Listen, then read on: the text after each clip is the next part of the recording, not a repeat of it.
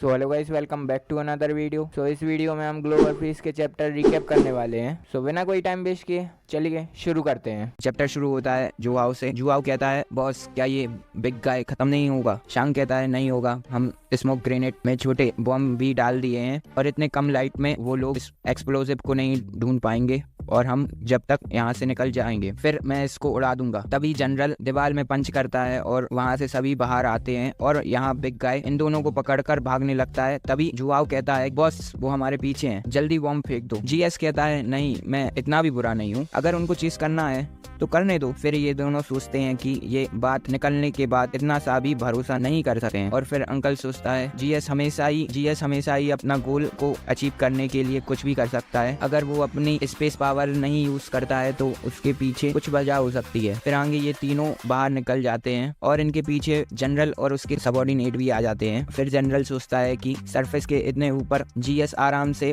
भाग सकता है बिना कोई चिंता के। फिर जनरल बोलता है, तुम्हारी स्पेस एबिलिटी ओनली एक ही डायरेक्शन से तुमको प्रोटेक्ट कर सकती है, बट हम अगर हर डायरेक्शन से अटैक करें तो हम इससे बिना कोई प्रॉब्लम के बच सकते हैं। तभी जुआओ कहता है, बॉस अब हम क्या करेंगे? तभी जनरल कहता है, अगर फिर भी तुम यहाँ से कार लेकर भागे तो मेरे आदमी तुरंत कार के टायर फाड़ देंगे। सो अब मैं देखता हूँ तुम कहाँ और कैसे भागते हो, यहाँ तुम्हारे लिए कोई शेल्टर नहीं है। तभी जीएस बोलता है, अत्याचार का बदला कब मिलेगा? फिर जीएस अपनी पॉकेट में से एक स्विच निकालता है। तभी जनरल चौंक जाता है और चिल्ला कर कहता है, क्या है ये तुम्हारे हाथ में? फिर जीएस स्विच को ऑन कर देता है और तभी जनरल के सबऑर्डिनेट पर स्नो स्टॉर्म अटैक हो जाता है। फिर आगे जनरल बोलता है कि ये क्या कर रहे हो तुम, ये क्या हो रहा है? तभी ये मोटा कहता है, बढ़िया, अब साइजन बेस पूरा खत्म हो जाएगा इस सिटी से। फिर सभी सबऑर्डिनेट्स स्टॉर्म से बचने की कोशिश करते हैं। जनरल कहता है, जीएस ये क्या कर रहे हो? फिर जीएस कहता है, क्या तुमको अभी भी याद है तुमने अटैक किया था मेरे सेंट्री पर और तुमने एक एक्सप्लोसिव का बंडल छोड़ दिया था, बट मैंने थोड़े और मिलाकर सभी एक्सप्लोसिव रिटर्न कर दिए हैं और इनकी क्वालिटी भी अच्छी थी। अगर ये कैप्टन लिंक का गिफ्ट नहीं होता तो मेरे लिए केमिकल मटेरियल को ढूंढना और इतनी ज्यादा पावरफुल एक्सप्लोसिव नहीं बना पाता। तभी जनरल सोचता है, क्या ये हमारा बेस ऐसे ही खत्म हो जाएगा? और जो एक्सप्लोसिव हमने भेजे थे इन्हीं का यूज किया गया है अटैक करने के लिए और अब हम वहाँ नीचे भी नहीं जा सकते। अगर हम वहाँ नीचे गए तो हम अपनी मौत को दावत दे रहे होंगे। फिर जनरल कहता है, अभी देर नहीं हुई है, पहले तुमको मारूंगा फिर बाकी सबको बचाने जाऊंगा। तभी जीएस कहता है, रुको, अगर हम दोनों फाइट करेंगे तो नहीं पता जिंदा रहेगा और कौन मरेगा। तो क्या तुम अभी भी चाहते हो कि यहाँ सभी मर जाएं? तुमको यहाँ गुस्सा होने की कोई जरूरत नहीं है, तुम्हारे लोग ने ही पहले मेरी टेरिटरी में घुसे थे, सो बंद करो ये बदला लेने की बात। फिर जनरल बोलता है, ये इंटरेस्टिंग बात है कि जो तुम ऐसे बोल रहे हो, बट यहाँ से आज ओनली एक ही पार्टी जा सकती है, या तो वो मैं हूँगा या तो वो तुम होगे। फिर जीएस कहता है, तुम्हारा पर्पस ओनली मुझे मारना है, राइट? जनरल कहता है, यस, तुमको मरना ही होगा यहाँ, और तुम्हारी ये बकवास बंद करो। जीएस कहता है, अगर तुमको ओनली मेरी जान चाहिए तो मुझे नहीं लगता कि हमारे सबऑर्डिनेट की लाइफ के साथ गैम्बल खेलना पड़ेगा। सो लिंक फैन, हम 1-on-1 फाइट करते हैं, तुम्हारा क्या कहना है? तभी ये जीएस से कहती है, क्या तुम पागल हो गए हो? क्या तुमको पता भी है कि ये कितना स्ट्रॉन्ग है? तो जीएस कहता है, इस फाइट में दोनों साइड के लोग हैं, बट भले चाहे तुम जीत जाओ, बट हम दोनों को 1-on-1 करने दो। फैंग सान, तुम जिसको मारना चाहते हो वो ओनली मैं हूँ, और अगर मैं जीत गया तो तुम हमको यहाँ से जाने दोगे और कभी पीछा नहीं करोगे, और अगर मैं हारा तो तुम जो चाहे वो कर सकते हो, हालांकि मैं जानता हूँ कि तुम मुझे जिंदा नहीं रहने दोगे। फिर ये दोनों जीएस की बात याद करते हैं जब जीएस इन दोनों को कहता है, वो सभी प्रोफेशनल हैं और उनके पास सुपर पावर और स्ट्रॉन्ग कॉम्बैट एबिलिटी भी है, अगर हम सभी एक साथ भी काम करें तब भी हम इनको मैच नहीं कर पाएंगे, और अगर फैंग के पास सामना करने के अलावा कोई रास्ता नहीं रहा तो मैं उनके बॉस के साथ 1-on-1 फाइट करूंगा, और दूसरी पार्टी को आइडिया नहीं है मेरी स्ट्रेंथ और मुझे एक बेवकूफ समझते हैं जो ओनली यूज करता है स्पेस को, और ऐसा हुआ तो लिंक फैंग डेफिनेटली मेरा प्रपोजल एक्सेप्ट कर लेगा और 1-on-1 डुअल में मेरा चांस है जीतने का। फिर हम प्रेजेंट टाइम में आ जाते हैं जहाँ जीएस लिंक को चैलेंज करता है। जनरल की सबऑर्डिनेट जनरल से कहती है, कैप्टन इसके पास जरूर कुछ पावरफुल प्लान होगा, इसकी बातों में मत आना, हम इन लोगों से डायरेक्टली फाइट करेंगे। जनरल सोचता है, जीएस ने क्लियरली बोल दिया है, मतलब इसके पास कुछ ना कुछ तो है। उसकी साइड और उसके अपोजिट साइड एलियन है जो अपना साइज बढ़ा सकता है और स्नो आइस को भी कंट्रोल कर सकता है, और सबसे इम्पोर्टेंट बात, वो म्यूटेंट क्रिएचर है और हम इंटेलिजेंट के मामले में काफी पीछे हैं, और ये डेंजरस हो सकता है बिना अपने अपोनेंट की स्ट्रेंथ जाने उससे फाइट करना। फिर जनरल इतना सोचने के बाद कहता है, ठीक है, मैं तुमसे करूंगा 1-on-1 फाइट, इस हालत में मैं अपने और भाइयों मरने नहीं दे सकता। जीएस कहता है फाइट करने के लिए लोकेशन वहाँ माउंटेन पर ठीक रहेगा। तुम्हारा क्या कहना है? और दोनों साइड के लोग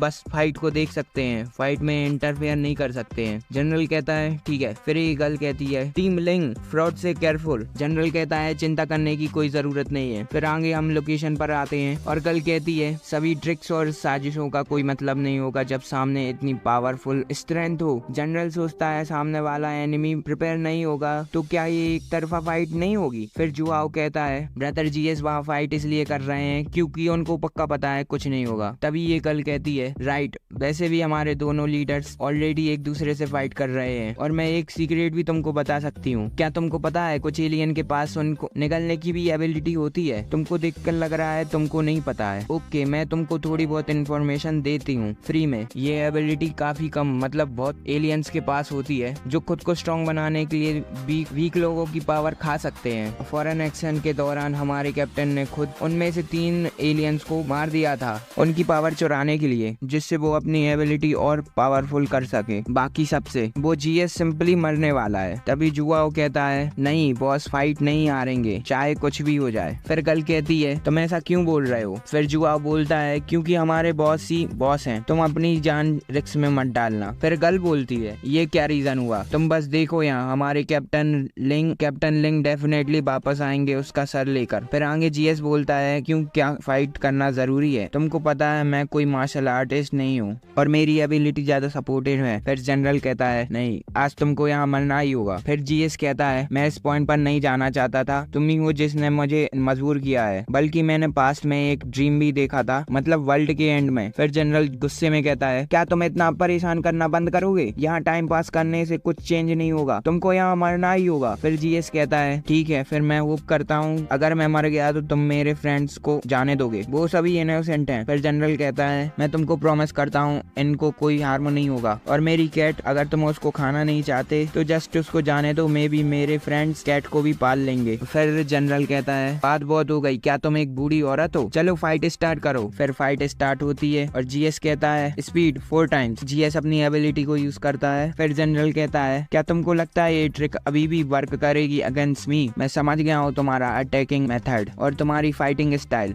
जनरल डॉज करके सोचता है जब तक मैं डायरेक्शन फास्टली चेंज करता रहूंगा तभी ये मिलिट्री ड्रोन मैं तुम्हारे दिल में चुबा पाऊंगा। तभी जीएस आसमान में एक पोर्टल खोलता है और उसमें से एक ट्रक जनरल के ठीक ऊपर गिरता है, बट जनरल इसको डॉज कर लेता है और जनरल सोचता है इसकी सुपर पावर में ऑब्जेक्ट फेंकने की भी एबिलिटी है। फिर जीएस कहता है ये तो बस एक शुरुआत है। फिर जीएस सभी वेरिकल्स को निकालता है और सोचता है ये सभी मैंने फ्री टाइम में कलेक्ट की थी और मैंने प्लान किया था इनको निकालने का जब इनका सही टाइम होगा, और अब इनको यूज करने का सही टाइम है और ये परफेक्ट है लोगों को मारने के लिए। जनरल सोचता है इन सभी को डायरेक्टली अवॉइड नहीं कर सकते हैं, तभी जनरल अपने ब्लेड से सभी को बीच में से काट दे। जीएस बोलता है क्या ब्लेड है, चलो इसको कंटिन्यू रखते हैं। और फिर जीएस हैमर ब्लेड कुछ भी जो हाथ में आ रहा है वो निकाल कर जनरल पर अटैक करता है और जनरल इन सभी को डॉज कर लेता है और कहता है क्या तुमको लगता है मुझे इनसे कोई हार्म होगा? जीएस कहता है अगर ये बात है तो किस चीज से छिप रहे हो? तभी जीएस कार फेंकता है जनरल की तरफ, बट जनरल कार काट देता है। जनरल सोचता है ये घटिया बैरियर की वजह से मैं अपना फायर आर्म यूज नहीं कर पा रहा हूँ, इसका मतलब मुझे इसके पीछे जाकर क्लोज कॉम्बैट में फाइट करना पड़ेगा। अगर मैं जीएस के 3 मीटर क्लोज हो गया तो मैं जीएस को एक पल में मार सकता हूँ। तभी जीएस जनरल के मुंह पर लेडीज क्लोथ्स फेंक देता है। फिर जनरल कहता है ये शर्मनाक बात है, तुम टाइम को डिले कर रहे हो, वो भी ऐसी चीजों से। जीएस कुछ भी फेंक कर मार रहा है, पहले गाड़ियां, फिर हैमर, ब्लेड, कपड़े और अब लकड़ियां और टैंक फेंकता है। जनरल सोचता है नॉट गुड, अगर इन टैंक में गैसोलीन हुआ तो ये ओनली मुझे देखने में अफेक्ट नहीं करेगा बल्कि यहाँ जीएस को चांस दे देगा इनको जलाने के लिए। जनरल भागने लगता है बट थोड़ा बहुत गैसोलीन जनरल के कपड़ों पर गिर जाता है। फिर तभी जीएस गन निकाल कर गैसोलीन पर शूट कर देता है जिससे आग फैल जाती है और ये जीएस सोचता है स्पेशल बैटल सूट और ये हाई टेम्परेचर लिंक को मार तो नहीं सकता बट थोड़ा बहुत डैमेज तो होगा। जनरल सोचता है इन फ्लेम से मुझे कोई प्रॉब्लम नहीं होगी बट आग बहुत ज्यादा है, इसमें जीएस की लोकेशन ढूंढना मुश्किल है। जनरल कहता है और कितनी देर छुपोगे, मे बी डिफेंस में के मामले में तुम एक जीनस हो बट अटैक के मामले में तुम एक जोकर हो। तभी जीएस सारे टैंक जीएस के एकदम ऊपर गिरा देता है, बट जनरल इन सबको डॉस तो कर लेता है, फिर भी जनरल के ऊपर गैसोलीन गिर जाता है। जनरल कहता है क्या है ये? जनरल कहता है क्या ये तुम छोटे लोगों को बीमार करने के लिए यूज करते हो? जीएस जनरल पर और लेटेक्स पेंट गिरा देता है। तभी जनरल अपना अपर फाड़ कर कहता है भले इसके पास कम एक्सपीरियंस है, बट फिर भी वो मुझे टक्कर दे रहा है, बाहर में जाओ तुम। जनरल सोचता है जब तक जीएस सब फेंक रहा है, सब खत्म हो जाने के बाद उसके क्लोज जाकर मैं उसके टुकड़े टुकड़े कर सकता हूँ। आगे जीएस अपने गैसोलीन टैंक जनरल की तरफ फेंकता रहता है। टैंक के साथ साथ ही वुडन क्लोथ्स भी जला देता है, जिससे जनरल सांस नहीं ले पाता है। फिर आगे जीएस कहता है हर किसी की वीकनेस होती है और इस दुनिया में कोई अमर नहीं है। जिसको सब इनविंसिबल कैप्टन लिंकफैन कहते हैं, उसको भी एलर्जी है सी फूड से, और ये मेरी पावर है जो मैंने 30 अलग अलग सी फूड से गेन की है, और मुझे पता था इनमें से एक ना एक बेस्ट अफेक्ट करेगी तुम्हारी एलर्जी रिएक्शन पर। जीनियस कहता है मैंने प्रिपेयर करने के लिए बहुत मेहनत की है, तुम्हारे लिए ये छोटा सा गिफ्ट। जनरल सोचता है जीएस को कैसे पता चल गया मेरी वीकनेस के बारे में, मतलब मेरी एलर्जी के बारे में। जनरल जीएस पे अटैक कर देता है और कहता है मैं तुमसे फाइट करूंगा चाहे कुछ भी हो जाए। तभी जीएस वहां से भागने लगता है और कहता है गुड बाय। जनरल कहता है रुको, कहाँ जा रहे हो? जीएस भागते भागते ही कार और बाकी का सामान जनरल पर फेंकता रहता है। तभी जनरल कहता है सुनो, फिर तभी जनरल गिर जाता है। जीएस रुकता है और सोचता है कि ये क्या हो गया। फिर जीएस जनरल से थोड़ी डिस्टेंस बना लेता है और जीएस वहाँ कैंप फायरिंग करने लगता है। जीएस मस्त हॉट डॉग खाता रहता है। फिर जनरल गुस्से में कहता है जीएस। फिर जीएस भागने लगता है। जीएस कहता है भले चाहे तुम पर एंटी एलर्जी मेडिसिन हो, बट मेडिसिन का ज्यादा देर तक काम नहीं करेगी। जनरल सोचता है भले मैं मौत को धोखा दूं, मैं फिर भी इसको खत्म किए बिना नहीं जाऊंगा। जनरल खांसते खांसते गिर जाता है। जनरल सोचता है जीएस में डायरेक्ट फाइट करने की हिम्मत नहीं है, बट इन दी एंड इतने गंदे तरीके से हारना एक शर्मनाक बात है। आगे जीएस फिर से कैंपिंग करने लगता है और कहता है कैप्टन लिंग तुम फिर से सो रहे हो? फिर हमको आधे घंटे बाद का सीन दिखाते हैं जहाँ जीएस कहता है बहुत खा लिया, और क्या ये जनरल सच में मर गया है या बस नाटक कर रहा है? फिर जीएस जनरल को गन से शूट कर देता है। जीएस कहता है सच में मर गया? क्या मैंने सच में एक घमंडी जेजान बेस स्पेशल फोर्स कैप्टन को मार दिया है? इससे भी जीएस का मन नहीं भरता तो जनरल पर एक ट्रक गिरा देता है। जीएस कहता है ये सच में मर गया है, अगर ये एक्ट भी करता तो ऐसे एक्ट नहीं कर पाता, ये मामला खत्म करते हैं। और फिर जीएस अपनी शॉट से जनरल का गला काट देता है। जीएस जनरल को बहुत गंदी तरह से मारता है। जीएस कहता है ये कंफर्म हो गया, जनरल मर चुका है। जहाँ ये जीएस से कहता है बाहर में जाओ तुम। फिर जीएस अपनी गन निकालता है और इन दोनों के पैर में शूट कर देता है। फिर ये दोनों अपने बॉम्ब जीएस की तरफ फेंक देते हैं, बट जीएस इन बॉम्ब से आराम से बच जाता है। फिर जीएस इन दोनों को मारने के लिए आगे बढ़ता है और ये बंदा कहता है मेरे पास मत आओ, दूर हटो मुझसे, बट जीएस इसको जला देता है और ये एक स्केलेटन बन जाता है। तभी ये दूसरा बंदा भागने की कोशिश करता है, बट जीएस इसका हेड पकड़कर उसको स्मैश कर देता है। फिर जीएस कहता है मेरा एन स्पेस एबिलिटी पर कंट्रोल टाइम के साथ साथ और स्ट्रॉन्ग होता जा रहा है। फिर एक गर्ल कहती है क्या ये करना जरूरी है? फिर जीएस इन तीनों को जला देता है। वो लड़की कहती है तुम बहुत सतर्क हो, अब जब पूरा सेजान बेस तुमने डिस्ट्रॉय कर दिया है तो अभी भी तुम किस बारे में चिंता कर रहे हो? फिर जीएस कहता है चेन जीनियन पहले तायान सिटी में एक बिग शॉट था, मैं नहीं जानता उसका सोशल बैकग्राउंड क्या था, यहाँ इसके मरने के बाद कोई इसका बदला लेने आया तो क्या होगा? फिर ये लड़की कहती है इस टाइम तुमको लगता है कि ऐसा हो सकता है? जीएस कहता है किसी पॉसिबल डेंजर को एलिमिनेट करना चाहिए, अगर तुमने साइजन बेस पर जाने से पहले होने वाले कॉन्सिक्वेंसेस पर सोचा होता तो मे बी इसका एंड ऐसे नहीं होता। फिर गर्ल सोचती है दैट्स राइट, अगर मैं इसके बारे में और अच्छे से सोचती तो मे बी इतने सारे स्टूडेंट इनोसेंटली नहीं मरते। अंकल तुम फेटिजू जाने के लिए रेडी है? फिर ये लड़की कहती है जाओ और पहले मेरे स्टूडेंट को लेकर आओ। फिर आगे हम सिटी का सीन देखते हैं जहाँ जीएस और बाकी सब अपनी कार से जा रहे हैं। तभी ये कहता है टीचर लियांग। फिर जीएस कहता है हम वापस आए जैसे कि मैंने वादा किया था, तुमको फूड और शेल्टर प्रोवाइड किया जाएगा, अब तुम जूजिया टाउन जाओगी जहाँ अब रहने के लिए काफी खाली जगह है। फिर ये गर्ल कहती है, फिर लियांग कहती है क्या तुम वापस नहीं आ सकते हम सभी को लेने के लिए? फिर जीएस कहता है टीचर लियांग मैंने अपना एग्रीमेंट फुलफिल कर दिया है तुमको बचाकर और तुम्हारे लिए मेरा ग्रेटिट्यूड एक्सप्रेस करने के लिए, और मैंने तुमको और तुम्हारे स्टूडेंट को प्रॉमिस किया था कुछ फूड और शेल्टर देने के लिए, अगर तुमको और ज्यादा चाहिए तो तुम्हारे पास ऑफर करने के लिए कुछ बेनिफिशियल होना चाहिए। फिर लियांग कहती है और मुझे लग रहा था हम पहले से ही फ्रेंड्स हैं। तो फिर जीएस कहता है क्योंकि हम फ्रेंड्स हैं इसलिए हमको सब क्लियर रखना होगा और ये एक ही रास्ता है जिससे हमारी फीलिंग्स हर्ट नहीं होगी। फिर लियांग कहती है ठीक है वहाँ हम खुद ही चले जाएंगे। फिर जीएस कहता है फिर मिलेंगे इन जुजुया सिटी। फिर जीएस सोचता है इससे कोई फर्क नहीं पड़ता कि तुम्हारे student are gone, but natural stranger with high martial art skill को मैं ऐसे ही नहीं जाने दे सकता, सूनर और लेटर मैं तुमको अपना बना ही लूंगा। फिर आगे हमको लियांग और उसके बाकी सभी स्टूडेंट देखने को मिलते हैं जहाँ लियांग कहते हैं क्या तुम ठीक हो? फिर ये कहती है तुम ऑलरेडी हमको रहने के लिए जगह अरेंज नहीं कर पाई हो। फिर जियांग कहती है तुम लोगों को मेरी चिंता करने की कोई जरूरत नहीं है और सी बिजनेस करने में बहुत अच्छे हैं और मैं मार्केट के ऑफिशियलों से जुजुया टाउन में जाने के लिए बोलूंगी जहाँ रहने के लिए एनवायरमेंट अच्छा है और इसके अलावा जूजिया सिटी में अभी भी विलेजर्स रहते हैं, जूजियन रिवर के पास है हम, और हम फ्यूचर में फिश भी पकड़ सकते हैं। फिर ये कहता है टीचर लियांग, जितना मैं जानता हूँ यांग जिनजिन और लू किरण दोनों ही जियान विला में रहती हैं, क्या आप डिस्कस नहीं कर सकती जियान आई से कि हम भी वहाँ रह सकें? फिर दूसरा बंदा कहता है हाँ, जब जिनजिन और किरण वहाँ रह सकती हैं तो हम क्यों नहीं? टीचर लियांग जाइए और जियान आई से डिस्कस कीजिए। फिर ये दूसरी लड़की बोलती है बाहर बहुत ठंड है, अगर हम फिशिंग करने गए तो फिर हमारे हाथ जम जाएंगे। फिर लियांग कहती है इसके बारे में सोचो भी मत, जीएस की एबिलिटी की हेल्प से ही हम साइजन बेस को छोड़ पाए हैं, तो फिर क्यों वो हम सभी को उसके शेल्टर में रहने देगा? कम से कम अब हम आजाद हुए हैं, जो कि बेटर है साइजन बेस में रहने से। फिर ये कहती है बट अभी लियांग गुस्से में कहती है फालतू बात करना बंद करो और आज रात सभी ये रेस्ट कर लो, क्योंकि कल सुबह हम सभी जूजिया टाउन की तरफ बढ़ेंगे। फिर हमको नेक्स्ट डे का सीन दिखाया जाता है जहाँ जीएस बाकी सबके साथ कार में होता है। फिर जीएस कहता है अंकल यू और आंटी यू यहाँ क्यों नहीं रहने लगते? मनार लग्जरियस विला से भरा पड़ा है, आप कोई सा भी चूज कर सकते हैं जब टाइम आएगा। यहाँ रहने के लिए एनवायरमेंट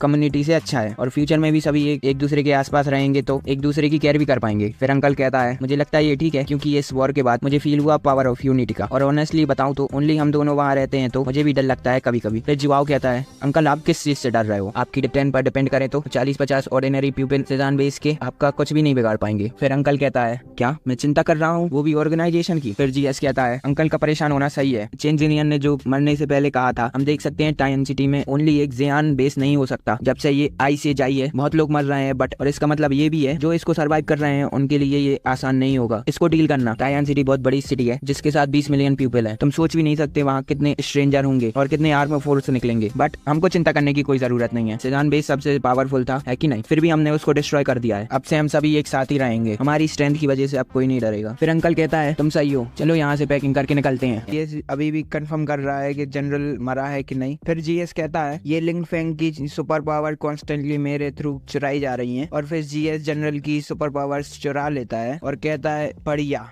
बहुत बढ़िया, अब आया ना मजा। तभी जीएस की राइट आई ग्लो करने लगती है और जीएस कहता है ये क्या हो रहा है मेरी राइट आई में? जीएस कहता है ऐसा फील हो रहा है कि कुछ ग्लो कर रहा है बट मैं उसको क्लियरली नहीं देख पा रहा हूँ। फिर जीएस की राइट आई और ग्लो करने लगती है। जीएस की राइट आई की एबिलिटी की वजह से एक पोर्टल खुलता है और जनरल पर जो ट्रक गिरा था उसमें एक बड़ा होल हो जाता है। फिर जीएस हंसकर कहता है ये मेरी न्यू एबिलिटी है। आगे जीएस कहता है क्या ये डिवाइन पावर नहीं है, स्पेस को बिगाड़े और ऑब्जेक्ट को ब्रेक करे? फिर जीएस कहता है ये न्यू एबिलिटी से अटैक का गैप फाइनली भर चुका है और अब फ्यूचर में उन एलियंस से फाइट करना सिंपल होगा जिनके पास फायर आर्म है। हालांकि ये डिवाइन पावर बहुत स्टेमिना खा रही है, ओनली एक बार यूज करने के बाद मुझे ऐसा फील हो रहा है कि मेरी बॉडी आधी हो चुकी है, प्रोबेबली ओनली इसको 3 बार यूज कर सकते हैं। आगे जीएस अपनी न्यू एबिलिटी को एग्जामिन करता है और कहता है इसकी अटैक रेंज 300 मीटर होनी चाहिए, भला ये लॉन्ग डिस्टेंस स्नीक अटैक के लिए सूटेबल नहीं है बट इसको यूज कर सकते हैं 300 मीटर के अंदर स्नीक अटैक करने के लिए, और ये ज्यादा इफेक्टिव है हैवी स्नाइपर से। फिर जीएस कहता है अब अगला शिकार कौन होगा? फिर आगे हम बाकी लोगों को देखते हैं जहाँ ये लड़की कहती है क्या फाइट अभी तक खत्म नहीं हुई, टीम लिंक को उस जीएस को मार देना चाहिए, वो भी जल्दी, है कि नहीं? फिर जनरल का सबऑर्डिनेट कहता है मे बी कैप्टन ने प्लान किया है वो उसको टॉर्चर करने के लिए और स्लोली मारने के लिए, चिंता मत करो, हमें हमारी कैप्टन की स्ट्रेंथ पर भरोसा है। फिर गर्ल कहती है हालांकि कैप्टन ऐसे लोगों में से नहीं है जो केयरलेस, इस फाइट को कुछ ज्यादा ही देर लग रही है, मे बी ये कॉम्बैट का इशू। फिर आगे जीएस अपने सबऑर्डिनेट से कहता है सरप्राइज मत होना, कुछ ऐसा मत करना जिससे उनको शक हो और मेरे सिग्नल का इंतजार करना, फिर उन पर अटैक कर देना। अंकल सोचता है ये जीएस की आवाज है और ये जिंदा है। जुआओ कहता है बॉस जीत गए क्या, लिंग फेंग सच में मर गया? आगे जीएस बर्फ के पीछे छुपा होता है। फिर जीएस अपनी न्यू एबिलिटी यूज करके लड़की पर अटैक कर देता है और लड़की बोलती है बचाओ, तभी इस लड़की का सिर बीच में से कट जाता है। जनरल के सबऑर्डिनेट सभी डर जाते हैं और जीएस आता है और कहता है जनरल मारा गया, वो भी मेरे हाथों। जनरल के सभी सबऑर्डिनेट शॉक हो जाते हैं और कहते हैं ये कैसे हुआ, कैप्टन को तो एडवांटेज था ना, तो कैसे कैप्टन मारा गया? जीएस कहता है जाओ जल्दी मार दो उन सब। तभी ये चारों अटैक कर देते हैं और जीएस कहता है उन सभी को मार दो, एक भी बचना नहीं चाहिए। फिर ये मोटा कहता है तुम लोग हो जो मरना डिजर्व करते हो। फिर आगे हम देखते हैं जनरल के सभी सबऑर्डिनेट मर चुके हैं और जीएस इन सब की भी सुपर पावर एब्जॉर्ब करने लगता है, बट जीएस बोलता है इस पर ये असर क्यों नहीं कर रहा? कोलमेन को इन एलियंस को स्ट्रॉन्ग बनाना चाहिए, एक्वान जनरली इतना स्ट्रॉन्ग नहीं होता जितना लिंगवेंग है, सुपर नेचुरल पावर ऑब्जर्व करने से मुझे ज्यादा बेनिफिट नहीं हुआ है। फिर जीएस कहता है बाकी सबसे इधर आओ और ट्राई करो। फिर जुआओ कहता है नहीं बॉस मुझे कुछ फील नहीं हो रहा है, और ना ही अंकल को। अंकल कहता है उन लोगों ने ये एबिलिटी के बारे में पहले बताया था, ये एबिलिटी हर किसी के पास नहीं होती है, मे भी हम लोग टैलेंटेड नहीं है तुम्हारे जैसे। फिर जीएस सोचता है लगा है यहाँ बहुत सारी चीजें हैं जो मैं नहीं समझ पा रहा हूँ about aliens and super powers. चलो थोड़ी स्टडी और इन्फॉर्मेशन कलेक्ट करते हैं अबाउट जीशान फ्यूचर बेस। फिर ये कैट इस आदमी को निकाल लेती है। जीएस कहता है क्या तुम इनकी पावर निकाल सकती हो? ठीक है, अगर ये बात है तो मैं इन सभी को तुम्हारे हाल छोड़ता हूँ। फिर आगे हम सीजान बेस एंट्रेंस देखते हैं जहाँ जीएस ट्रक्स को कलेक्ट कर लेता है और स्टोर कर लेता है। ये गर्ल बोलती है अब आगे क्या करने वाले हो तुम? फिर जीएस कहता है काम करते समय नहीं हो, हम यहाँ इन्वेट में हैं और यहाँ हमको काम खत्म करना जरूरी है। फिर आगे एक स्पेशल बॉम्ब फटता है और ये कहता है ओनली शुरुआत और एंड के फ्यूचर को अवॉइड करके हम इससे बच सकते हैं और तुम सच में कुछ पीछे छोड़ना नहीं चाहते। ऑब्वियसली उनका बाहर आना मतलब उसके पीछे बचाव हो सकती है। तभी जीएस कहता है तुम बस इसके इंश्योरेंस खरीदने की सोचो। फिर जीएस कार निकालता है और कहता है चलो मैं तुमको दूसरी प्लेस पर ले जाऊंगा। आगे हमको 2 कार दिखती हैं और उस कार में जीएस और इस लड़की को देखते हैं और प्लीज इस लड़की का नाम कमेंट कर देना क्योंकि मैं भूल जाता हूँ। जीएस अपने फोन में सीजान बेस का स्ट्रक्चर देख रहा होता है। तभी हमको माउंटेन का सीन दिखाया जाता है सीजान बेस के आउटसाइड में और यहाँ कुछ लोग होते हैं जिनको जीएस कार से मारना चाहता है और ये गर्ल कहती है क्या तुम सच में इनको मारना चाहते हो? फिर जीएस कहता है स्ट्रक्चर के अकॉर्डिंग मैंने एक पैसेज ढूंढा है जो कनेक्ट होता है फर्स्ट लाइफ वेयर हाउस से। इसको गेस करना हार्ड नहीं होगा कि उसको कौन यूज करता था। तभी ये लड़की गुस्से में कहती है चेंज जिनियन, उसने एक्चुअली इतने कम टाइम में उसको पकड़ लिया है। ये फिर ये आदमी कहता है क्या तुम अभी भी इस पॉइंट पर अटके हुए हो? फर्स्ट लाइफ वेयर हाउस को छोड़कर एक्सप्लोजिव सेंटर के पास सभी एरिया कम्प्लीटली डिस्ट्रॉय हो चुके हैं। मैंने अपने 22 चिल्ड्रंस को छोड़ दिया है और फाइनली स्केप कर लिया है। क्या एंड में इसके हाथ आ ही गया? क्या ये साइदन बेस का लीडर नहीं है? तुम तो बड़े बदमाश हो और तुम छुप कर क्यों भाग रहे हो? तभी ये लीडर कहता है जीएस ऐसा मत करो, मुझे लगता है हम दोनों के बीच में सब ठीक है, अच्छे से बात। लीडर सरेंडर करके कहता है तुम मुझे नहीं मार सकते, मैं चेन सियान हूँ जिसका कोई स्टेटस नाम की भी चीज है। अगर तुम मुझे मार दोगे तो ये बैलेंस ब्रेक कर देगा काफी रिलीजियन सिटी में। जीएस सोचता है मैं नहीं जानता यहाँ कितने मॉन्स्टर हैं और वो मॉन्स्टर यहाँ आएंगे और तुम सबसे ज्यादा डेंजर में हो, मुझे नहीं पता इन चीजों के बारे में। फिर जीएस हंसकर कहता है तुमको ऐसा लगता है, तुमको नहीं लगता तुमको एक बार खुद को देखना चाहिए। तभी लीडर के पीछे जोआओ और अंकल आता है। जीएस कहता है एक भागे हुए कुत्ते की कोई औकात नहीं है मुझसे नेगोशिएट करने के लिए। तभी लीडर डर कर कहता है ये बुरा टाइम है और बुरे टाइम में हमको हैवी कोड यूज करना चाहिए, अगर मैं ये यूज नहीं करूंगा तो सभी मारे जाएंगे। जीएस तुम टैलेंटेड हो, जब तक तुम मेरे साथ कोऑपरेट करोगे तुम्हारी स्ट्रेंथ और मेरी कनेक्शन और ब्रेन हम डेफिनेटली सीजान वेस को ब्रिगर और स्ट्रॉन्गर बना सकते हैं और ये हम दोनों के लिए इजी होगा पूरी तायान सिटी पर डोमिनेट करने के लिए। तभी जीएस गुस्से में कहता है यहाँ बहुत बकवास है, आई एम सॉरी जो मैंने कहा था। फिर जीएस अपनी राइट आई यूज कर लीडर का गला काट देता है और लीडर के सबऑर्डिनेट कहते हैं लीडर। जीएस कहता है मुझे कोई जरूरत नहीं। और क्रैन से जहाँ ये दोनों शहनाई को चेक करती हैं कि उसको कहीं चोट तो नहीं आई। फिर शहनाई कहता है ऐसा लग रहा है तुमको चोट लगी है बट मैं ठीक हूँ। फिर आंटी अंकल से कहती है कि तुमको कहीं चोट तो नहीं आई? फिर अंकल कहता है नहीं नहीं मैं ठीक हूँ। फिर शहनाई अपनी सिस्टर को देखता है और एकदम से ही उसको हक कर लेता है और कहता है थैंक यू तुम्हारी हेल्प के लिए, तुम्हारी हेल्प के बिना ये विक्ट्री पॉसिबल नहीं थी। फिर सिस्टर कहती है मैंने तो बस थोड़ी सी हेल्प की थी बट ये तुम सभी की हेल्प से हुआ है ब्रदर। फिर शहनाई उसकी गाल खींच कर कहता है तुम अपने आप को कम मत समझो, तुम मेरे लिए बहुत इंपॉर्टेंट हो। फिर ये काफी ब्लश करती है और ये यहाँ लड़की इसको घूरने लगती है। शहनाई इसको हक करता है और कहता है मुझे बताने दो इस बार का सबसे ज्यादा कंट्रीब्यूट है हमारी शिनशिन का, तुम्हारी हैकिंग कैपेबिलिटी के बिना ये ऑपरेशन पूरा नहीं हो पाता। फिर हम आगे का सीन देखते हैं जहाँ शिनशिन कहती है ऑफ कोर्स ये अच्छा रहेगा हम वहाँ वापस मूव कर लें क्योंकि वहाँ शेल्टर की कंडीशन अच्छी है और वहाँ बहुत जगह भी है। फिर अंकल कहता है तुम्हारा क्या प्लान है? फिर आंटी कहती है क्या मेरा प्यारा और कीमती विला अभी भी वहाँ ही है? जब मैंने उसको पहली बार खरीदा था मैंने 200 मिलियन स्पेंड किए थे। फिर शहनाई कहता है उसको बहुत पहले उड़ा दिया गया था, हालांकि अभी भी वहाँ बहुत सारे विला हैं जो वहाँ अच्छी कंडीशन में है और टाइम आने पर वो दूसरे में चेंज हो जाएंगे। फिर आंटी कहती है वो मेरी सेविंग्स है। फिर आगे शहनाई थोड़ी बहुत खाने पीने की चीजें निकालता है और किरण से कहता है सभी लोग ओनली जो लाइफ में नेसेसरी है वो ही ले जा सकते हैं और ये हाउस ओरिजिनल कंडीशन में ही रहेगा और कुछ डेली लाइफ में नेसेसरी है चीजें वो यहाँ रहेंगी और अगर वहाँ कुछ पहले दिन हुआ तो हम इस प्लेस को टेम्परेरी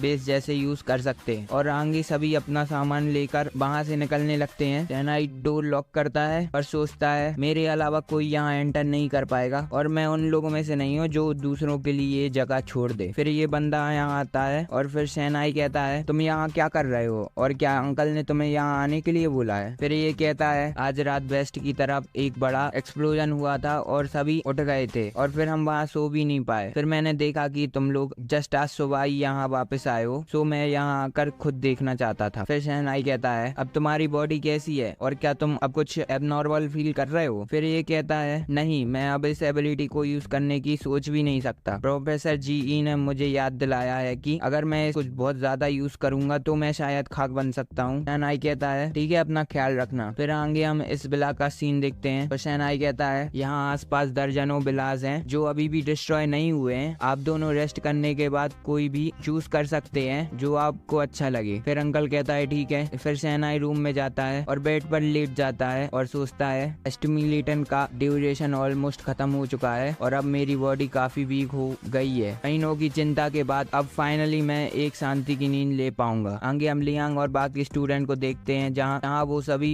ब्लेज में आ चुके हैं और एक ग्रैंड माँ कहती है सेजान बेस के लोग यहाँ क्या कर रहे हैं। लियांग सोचती है हाउस की प्रॉब्लम तो सॉल्व हो गई है बट फूड की प्रॉब्लम सॉल्व करना अभी भी बहुत मुश्किल है और अभी इम्पॉसिबल है कि ये स्टूडेंट फिशिंग करना सीख लें और मैं इन विलेजर्स का भी कुछ नहीं कर सकती हूँ। फिर लियांग कहती है मोनली सियानाई से फूड के लिए बोल सकते हैं। फिर आगे किरण कहती है सियानाई अब हम सेफ हैं तो क्या अब हम एक बेबी पैदा नहीं कर सकते हैं। सियानाई कहता है तुम ऐसा क्यों सोचती हो, एक बार जब तुम्हारा बेबी होगा तो तुमको हर दिन उस पर टाइम देना होगा तो ज्यादा आगे की मत सोचो। फिर सियानाई सोचता है मुझे बच्चा पैदा करने का कोई प्लान नहीं है और मेरी करंट लाइफ पे इम्पैक्ट को मेंशन नहीं करते तो वर्ल्ड के एंड में एक लाइफ मतलब एक और बर्डन होगा। फिर किरण कहती है हालांकि मैं अपने प्यार का फल तो डिजर्व करती हूँ। फिर किरण सोचती है शेल्टर में ज्यादा से ज्यादा वुमेन बच्चों के साथ है, ओनली तुम्हारे दिल में मेरे लिए प्यार रह सकता है, थोड़ा और सॉलिड है ना। फिर सेनाई कहता है ये बहुत बड़ी परेशानी है तो इसका एक इजी वे है। फिर किरण एक्साइटेड होकर कहती है क्या कोई सोल्यूशन है। फिर सेनाई किरण को अपने पास लाकर कहता है अपनी बॉडी और फेस अच्छे शेप में रखो तो अपनी टेक्निक पर काम करो। फिर किरण कहती है तुमको पता है मुझे कैसे परेशान करना है। फिर सेनाई किरण के पास आकर कहता है तुम अकेले इस टाइप की प्रैक्टिस कैसे कर सकती हो, तो तुम एरोगेंट होने के लिए मेरी फ्रेंड वीकनेस का एडवांटेज ले सकती हो और जब मैं रिकवर हो जाऊंगा तो मैं तुमको बताऊंगा कि मैं कितना पावरफुल हूँ। ठीक है तो मैं तुम्हारा वेट करूंगी। और ये बातें अंकल खड़े होकर सुन लेता है। फिर अंकल कहता है जियान आई लियांग यहाँ आई है, वो बाहर है और कह रही है मैं तुमसे मिलना चाहती हूँ। फिर जीएस कहता है उसको भी अंदर आने दो, मुझे भी उससे कुछ बात करनी है। फिर शिनशिन सेनाई को पकड़ती है बट सेनाई कहता है ये जरूरी नहीं है, मैं इतना भी वीक नहीं हुआ हूँ अभी। फिर सेनाई कहता है टीचर लियान आप यहाँ आइए और बैठिए, तुमने कॉम्बैट यूनिफॉर्म क्यों नहीं पहनी। फिर लियांग कहती है ये temperature controlling system electricity consume करता है। सेनाई सोचता है दैट्स राइट, हर किसी के पास हर टाइम ये इलेक्ट्रिसिटी नहीं पहुंच सकती है। फिर सेनाई कहता है टीचर लियांग तुम्हारी एबिलिटी की हेल्प से तुम आराम से कंफर्टेबल लाइफ जी सकती हो बट मैंने एक्सपेक्ट नहीं किया था ये इतना डिफिकल्ट होगा, क्या बात क्या है ऐसे टाइम यहाँ आना। टेंशन कहती है ब्रदर मैं जल्दी ही सारी इन्फॉर्मेशन शॉर्ट आउट कर लूंगी और आपको दूंगी। फिर जीएस कहता है good work Kiran come here. Kiran कहती है ब्रदर अगर आपको किसी भी चीज की जरूरत हो तो मुझे जस्ट कह देना। फिर जीएस कहता है ये सही है हमारी फैमिली अकेली नहीं है जो मनार में रहती है, फैटी शाह और अंकल अपनी फैमिली के साथ यहाँ आ गए हैं, यहाँ पास में ही है और किसी दिन मेरा सामना हुआ फॉरेनर एनिमी से तो मैं सिलेन को और अब फॉलो नहीं करना चाहता, इसलिए मैं तुम्हारी हेल्प चाहता हूँ ब्लूप्रिंट डिजाइन करने में ताकि हम तीनों घर को प्रोटेक्ट करने के लिए एक डिफेंस लाइन बना सकें। किरण कहती है ब्लूप्रिंट डिजाइन करना तो सिंपल होगा बट अगर हमको लार्ज स्केल पर डिफेंस लाइन बनानी है तो ये हमारे लिए मुश्किल होगा राइट, हमारे पास बड़ी मशीन और इक्विपमेंट की भी नीड होगी और उनको ट्रांसपोर्ट करने के लिए भी। जीएस कहता है मटेरियल ट्रांसपोर्ट मैं कर सकता हूँ, किसी को हेल्प चाहिए हो तो अंकल यहाँ है, फैटी शाह कंट्रोल कर लेगा आइस और स्नो को और तुम भी इसको यूज कर सकती हो। अगर तुमको मटेरियल कट करने के लिए हेल्प चाहिए तो हम टीचर लियांग की हेल्प ले सकते हैं, याओ भी हेल्प कर सकती है। और क्या तुमको अभी भी लगता है किसी चीज की प्रॉब्लम होगी हमको। किरण कहती है दैट्स राइट ब्रदर, भले ही हम कुछ ही लोग हैं बट हम सभी के पास यूनिक स्किल्स हैं और अब ऐसा लग रहा है ये इम्पॉसिबल नहीं है लाइन ऑफ डिफेंस बनाने के लिए। फिर जीएस कहता है तुम डिजाइन रेडी करो फिर मुझे डायरेक्ट आकर बता देना वो किस चीज की नीड है। फिर किरण कहती है ओके ब्रदर मैं देखती हूँ। फिर हम कुछ दिनों बाद का सीन देखते हैं जहाँ जीएस कहता है हम तीनों के सेंटर में हैं, हम स्ट्रॉन्ग लाइन ऑफ डिफेंस बनाएंगे और अगर हमारा कभी सामना हुआ किसी स्ट्रॉन्ग एनिमी से तो हम उन पर काउंटर अटैक कर सकते हैं। अंकल कहता है ओके तुम जैसा बोल रहे हो हम वैसा ही करते हैं। फिर शाओ कहता है हम दोनों रियली यही सोच रहे थे, टू बी ऑनेस्ट मैं सच में चिंता कर रहा था अगर मैं किसी दिन कोई एनिमी मुझे गन से मार दे जब मैं सो रहा हूँ। अंकल कहता है अगर तुम डिफेंस लाइन बनाना चाहते हो तो ओनली तुमको डिफेंस पर फोकस नहीं करना चाहिए, तुमको नहीं लगता कि हमको फाइट बैक करने के लिए भी कुछ बनाना चाहिए। मेरा सजेशन है कि हम एक हैवी फायर पावर से डिफेंस लाइन को कवर करें। फिर जोआओ कहता है फिर हम वेपन से डील कैसे करेंगे।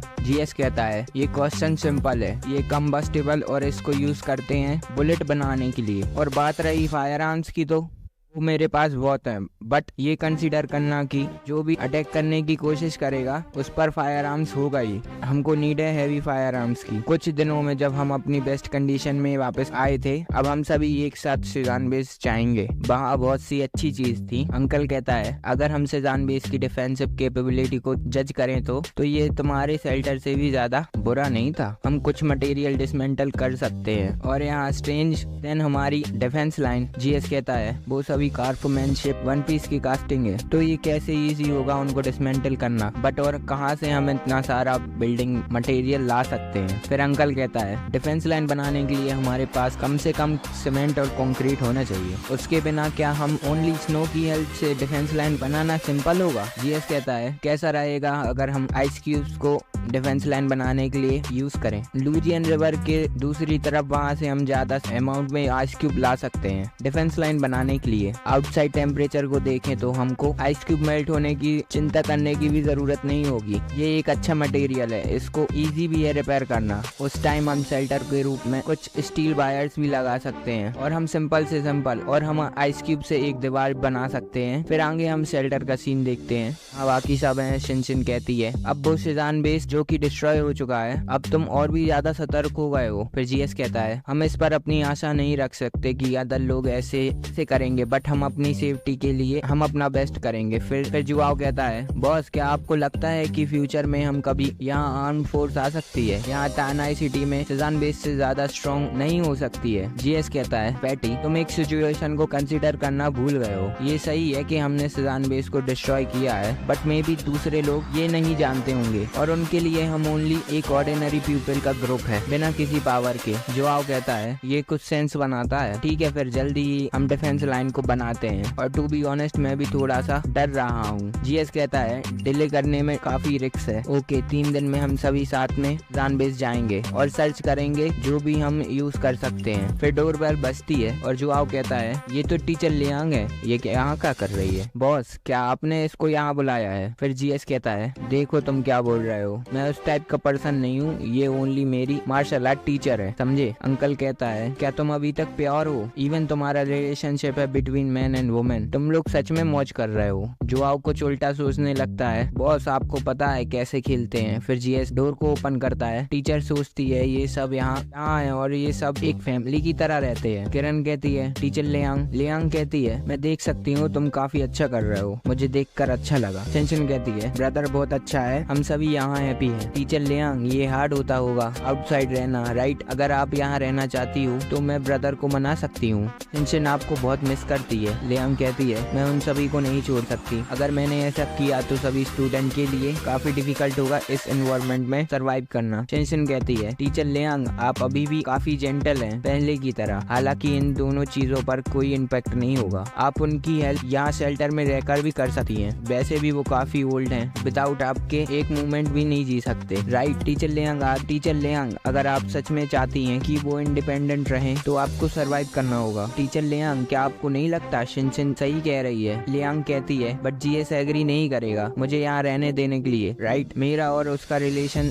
फ्लेमेरियन नहीं है और ये बुरा नहीं होगा मैं आज शेल्टर में रहूं और वो इनक्यू और दूसरों को छोड़ दूं। शिनशिन कहती है शिनशिन जाएगी और ब्रदर को मनाएगी इस मैटर के लिए, और टीचर अदर स्टूडेंट के लिए आप उनको रहने के लिए एनवायरनमेंट चेंज नहीं होगा। शिनशिन सोचती है जब तक टीचर लियांग ऑफिशियली मूव नहीं करती हैं यहाँ ये इम्पॉसिबल होगा उनको छोड़ना, ये जस्ट रिस्पॉन्सिबल है, स्टूपिड नहीं। अगर आप यहाँ रहती हो ऐसी कंफर्टेबल एनवायरनमेंट में तो आप डेफिनेटली चाहोगी कि वहाँ आइस एंड स्नो में रहो, और जब तक ये यहाँ आती रहेंगी तो सभी स्टूडेंट खुद की प्रोटेक्शन नहीं कर पाएंगे। फिर हमारे पास एक चांस होगा फ्यूचर में उन सभी को एलिमिनेट करने के लिए। लियांग कहती है मैं एक बार और सोचूंगी इस बारे में। शिनशिन कहती है ओके टीचर लियांग अगर आप कर ले तो याद रखना कि आप शिनशिन को बताओ। जीएस कहता है लियांग लेट्स गो। फिर हम अंडरग्राउंड स्टेडियम का सीन देखते हैं। जीएस लियांग के डर्टी क्लोथ देखता है और उसको नए कपड़े निकाल कर देता है, कहता है बाथरूम वहाँ है, जाओ और शावर ले लो पहले। लियांग ब्लश कर कहती है मेरी कोई ऐसी कंडीशन नहीं थी, पुराने कपड़े चेंज कर सकूं न्यू में और हॉट बाथ लूं। जीएस कहता है मैंने कुछ नहीं किया, तुम ज्यादा सोचती हो। फिर लियांग कहती है रेडी। जीएस कहता है टीचर लियांग चलिए शुरू करते हैं। टीचर कहती है मार्शल आर्ट सीखने के लिए काफी डिफिकल्टी का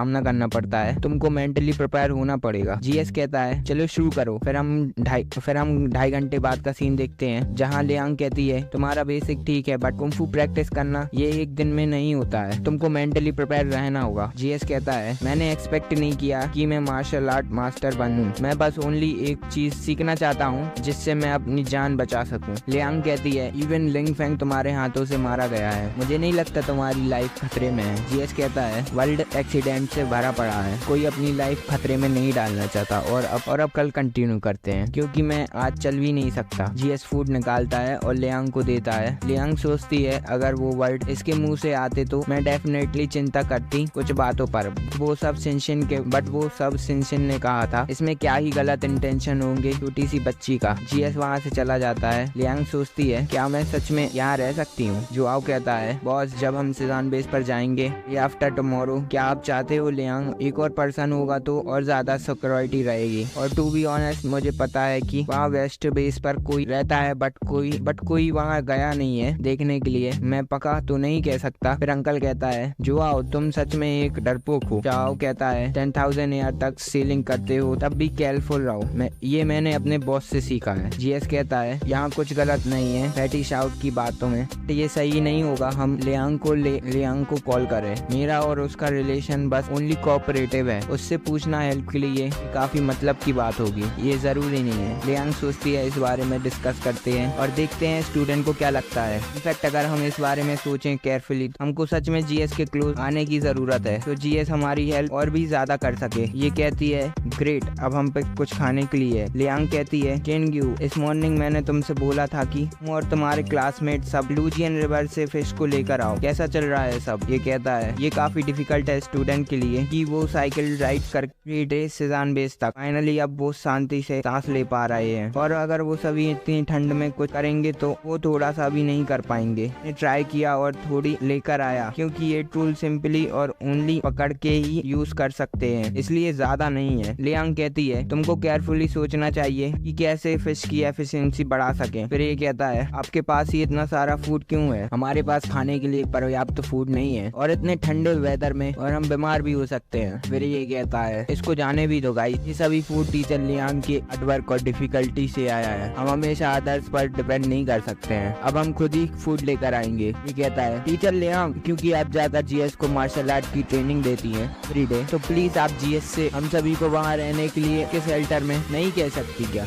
कम खा सकते हैं, स्टिंग फैन भी हेल्प कर सकता है उसको रहने। जब शिनशिन और किरण ये कर सकती हैं तुम क्यों नहीं। लियांग कहती है तुम उन लोग से डिफरेंट हो, शिनशिन सिस्टर है जीएस की गर्लफ्रेंड की, किरण शिनशिन की बेस्ट फ्रेंड है, तुम उनको कंपेयर नहीं कर सकते इस रिलेशन को, और वो दोनों के पास स्ट्रॉन्ग प्रोफेशनल स्किल्स हैं, तुम पे इन दोनों में से कुछ भी है। Teacher Liang please hard work कीजिए, हमारी टीचर हैं, आपके पास कोई ना कोई सॉल्यूशन होगा। लियांग सोचती है ये सिचुएशन में सबको छोड़कर शेल्टर में अकेले कैसे जा सकती हूँ, कैसे इन सब से मैं इस बारे में बात करूँ। फिर हम 3 दिन बाद का सीन देखते हैं, तभी रेडी होते हैं। यस कहता है क्या कोई रास्ता है हमारी बाहर की वॉल को रिपेयर करने के लिए। किरण कहती है जब इसको बनाया गया था तो इसमें एक पीस डाला गया था तो ये डिफिकल्ट होगा को रिपेयर करने के लिए, तो ये ठीक होगा अगर आप थोड़ा टाइम स्पेंड करें, हालांकि मटेरियल रिक्वायरमेंट ज्यादा कॉम्प्लिकेटेड है। जीएस कहता है तुम मटेरियल की लिस्ट बनाओ, तुमको किस मटेरियल की नीड है और फिर हम जाकर उन मटेरियल को ढूंढेंगे मटेरियल कंपनी में। किरण कहती है यस ब्रदर। फिर हम आगे देखते हैं। जुआओ कहता है मुझे ऐसा क्यों लग रहा है याओ आज स्टोरी डिफरेंट लग रही है। जीएस कहता है ओ नहीं ये सेम ही है। जुआओ कहता है मैं बोल तो नहीं सकता बट मुझे लग रहा है कुछ तो चेंज है। जीएस सोचता है लास्ट टाइम याओ ने उस स्ट्रेंजर को खा लिया था,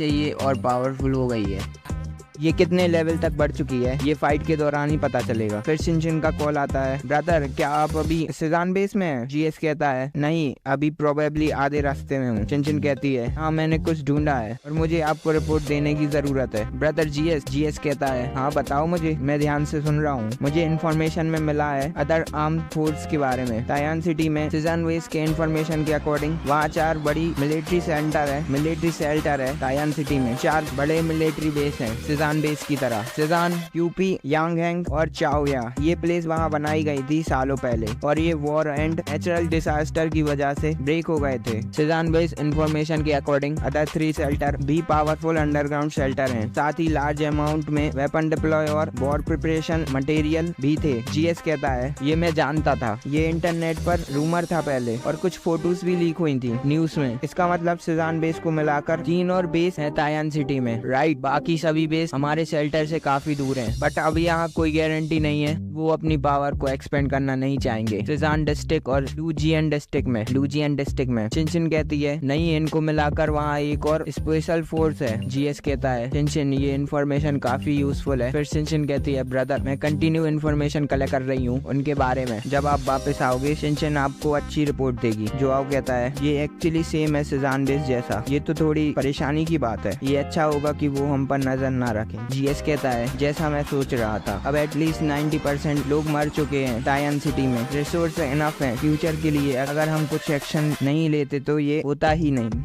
कल कहता है मुझे डर है कि जैसा हमने सोचा था वैसा नहीं हुआ, तो मुझे हमेशा लगता है कि हम उनसे मिलने वाले हैं जल्दी। जीएस कहता है कोई नहीं जानता ये फ्यूचर में डेवलप कैसे होगा, बट मैं एक बात जानता हूँ, जब तक हम स्ट्रांग होते रहेंगे तब तक कोई भी फाइट करने की नहीं सोचेगा। तो जीएस कहता है चलो सेजान बेस पर चलें और वहाँ से सभी वेपन कलेक्ट करते हैं। फिर सभी कार से निकलकर सेजान बेस की तरफ भागते हैं। फिर हम कुछ मिनट पहले का सीन देखते हैं जहाँ 2 ग्रुप और उनके लीडर बात करते हैं। फिर ये लीडर कहता है इस जगह का एंट्रेंस पूरी तरह से ब्लॉक हो गया है, अब ऐसा लग रहा है ये डिफिकल्ट होगा यहाँ से निकलना। सेकंड लीडर कहता है किसने सोचा होगा कि इस जगह को एक मिसाइल ने डिस्ट्रॉय किया था, मुझे नहीं पता कि चेन जियान ने पूरे डिस्ट्रिक्ट को ऑफेंड करने के लिए क्या किया, वो इसी के लायक। फिर फर्स्ट लीडर कहता है वो हमेशा से घमंडी रहा है और ये नतीजा उसने ही लाया है। फिर सेकंड लीडर कहता है आखिरकार ये ट्रिप खराब गई, इसे क्लीन करने के लिए काफी एफर्ट लगाना पड़ेगा और बेस कैंप यहाँ से काफी दूर है, इसलिए फिलहाल मैन पावर बढ़ाना पॉसिबल है। फिर फर्स्ट लीडर सोचता है भले ही ये डिस्ट्रॉय हो जाए, सेजान बेस वैसा का एक बड़ा पीस है, जब तक तुम इस रास्ते को खोल सकते हो और इसमें एंटर कर सकते हो तो तुमको एक बड़ा अमाउंट में मटेरियल मिल सकता है जो छूट गया है। फिर सेकंड लीडर कहता है भले ही तुम एंट्रेंस डोर क्लीन करने के लिए स्ट्रेंजर की पावर का हेल्प ले सकते हो, बट तुम चाओ के सीपोर्ट बेस पर इतना सारा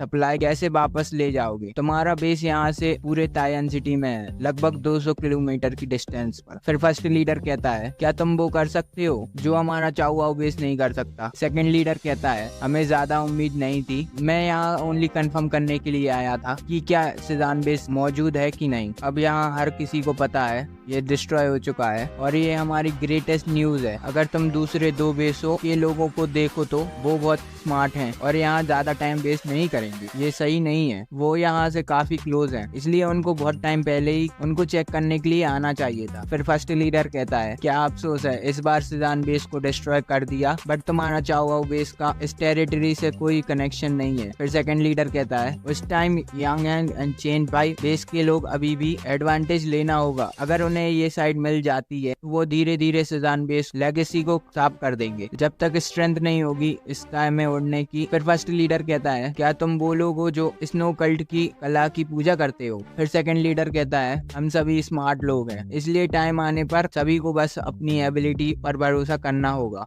किसी को भी महान होने के लिए दिखावा करने की जरूरत नहीं होगी। फिर हम करंट टाइम में आते हैं जहाँ जीएस और सभी सोल्जर को देखते हैं। फिर जीएस कहता है वो लोग दूसरे बेस के होंगे, अपोजिट साइड के बेसिस के। हम लोग स्पेशल कॉम्बैट यूनिफॉर्म पहने हैं सेजान बेस की, तो हम सभी इमीडिएटली एनिमी कंसीडर नहीं किए जाएंगे। फिर अंकल कहता है मुझे नहीं पता, ये दूसरी फोर्स हुई तो जिसके बारे में शिनशिन ने कहा था। फिर जुआओ कहता है ये कहना मुश्किल है, बट यहाँ आसपास के बचे हुए रहने वाले भी हो सकते हैं। फिर जीएस कहता है रुको पास में आओ, अभी कोई कुछ भी मत करना। फिर जीएस लीडर के सामने आ जाता है। लीडर सोचता है वो साइन तो सेजान बेस में किसी एक का है, राइट? लीडर कहता है मैंने सोचा था कि जो लोग यहाँ थे वो सभी मर चुके हैं, मैंने एक्सपेक्ट नहीं किया था कि यहाँ अभी भी कुछ लोग जिंदा। फिर जीएस कहता है तुम यहाँ क्या कर रहे हो, क्या ये हमसे यहाँ वॉर स्टार्ट करने के लिए आया है सेजान बेस? फिर सेकंड लीडर कहता है मुझे गलत मत समझो, हम यहाँ ओनली मजा देखने के लिए आए थे। स्नो वर्शिप कम्युनिटी हमेशा शांति की ही वकालत की है, वो किसी भी पावर के साथ कॉन्फ्लिक्ट करना नहीं चाहते। फिर सेकंड लीडर वहाँ से जाते जाते कहता है अगर तुम दोनों के पास कुछ डिस्कस करने के लिए है तो प्लीज बेझिझक आगे बढ़ो। सेकंड लीडर सोचता है मुझे कोई इंटरेस्ट नहीं है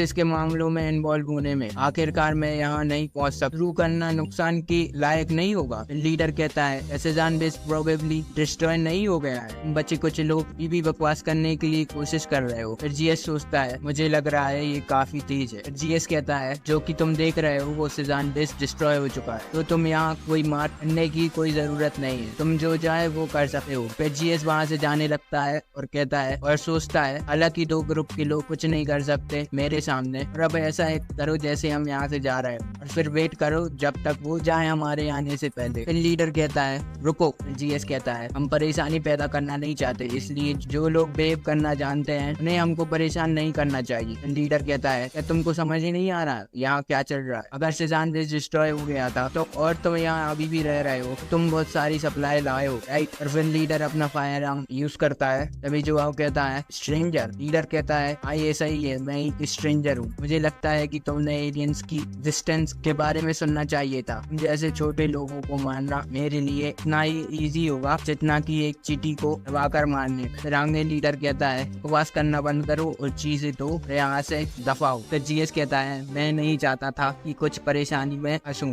बट मरना चाहते हो तुम इसके बारे में कुछ नहीं कर सकते। जीएस अपनी राइट आइज की पावर यूज करता है और लीडर का गला काट देता है। फिर याओ कैट सभी सबऑर्डिनेट पर अटैक कर देती है, उनको खाती है पर फिर उनको वो थूक देती है। जीएस कहता है ऐसा लग रहा है उनके ग्रुप में ओनली एक ही स्ट्रेंजर था। फिर जीएस लीडर की पावर ऑब्जर्व करता है और कहता है इतनी शर्मनाक बात है, एक स्ट्रेंजर जो जस्ट भी अवेकन हुआ है। जीएस उसको लात मारता है और जोआओ कहता है ये सही है, यंग मैन घमंडी है, जैसे कि वो सच में सोचता है कि अपनी सुपर पावर की हेल्प से वो इनविंसिबल है, वो मरने के लायक ही था। जीएस कहता है जिन लोगों ने कभी मारपीट का एक्सपीरियंस नहीं है वो ऐसे ही दिखते हैं, ऐसा लग रहा है चाओ यू वेस के पास ज्यादा बैटल एक्सपीरियंस नहीं है, तो क्या फॉरेनर्स सोचते हैं ये लेवल पर वो काफी पावरफुल है। फिर जीएस लीडर की बॉडी को एब्जॉर्ब करता है, वहाँ से निकलने लगता है और कहता है चलो जल्दी से बेस में एंटर करो और अंदर सब क्लीन करो, ज्यादा देर तक यहाँ नहीं रह सकते। चल जीएस से कहती है हम दोनों ने एग्री किया था, मैं तुम्हारी हेल्प करूंगी काउंटर अटैक करने में सीजन बेस पर, और तुम मुझे और मेरे स्टूडेंट को फूड और शेल्टर प्रोवाइड कराओगे। और अब जबकि सीजन बेस से डिस्ट्रॉय हो चुका है सो अब रहने की प्रॉब्लम तो खत्म हो चुकी है जिजुया टाउन में आकर, तो आई होप तुम हमें ज्यादा फूड प्रोवाइड कर दोगे। तुमको भी पता है मेरे सभी स्टूडेंट ऑलरेडी फूड और फिश कलेक्ट कर रहे हैं रिवर से, इसमें थोड़ा टाइम लगेगा। फिर जीएस कहता है तो क्या उनको सीजन बेस पर कम सफर करना पड़ता था? फिर टीचर कहती है अभी इस बारे में बात नहीं करते हैं, इन शॉर्ट तुम हमको जल्दी फूड प्रोवाइड कर दो ताकि वो कुछ टाइम स्पेंड कर सकें, और आगे मैं कुछ दूसरे रास्ते के बारे में सोचूंगी। फिर जीएस कहता है हाँ ठीक है। तभी जीएस कुछ फूड निकालता है और बोलता है ये सभी चीज आप और आपके दर्जनों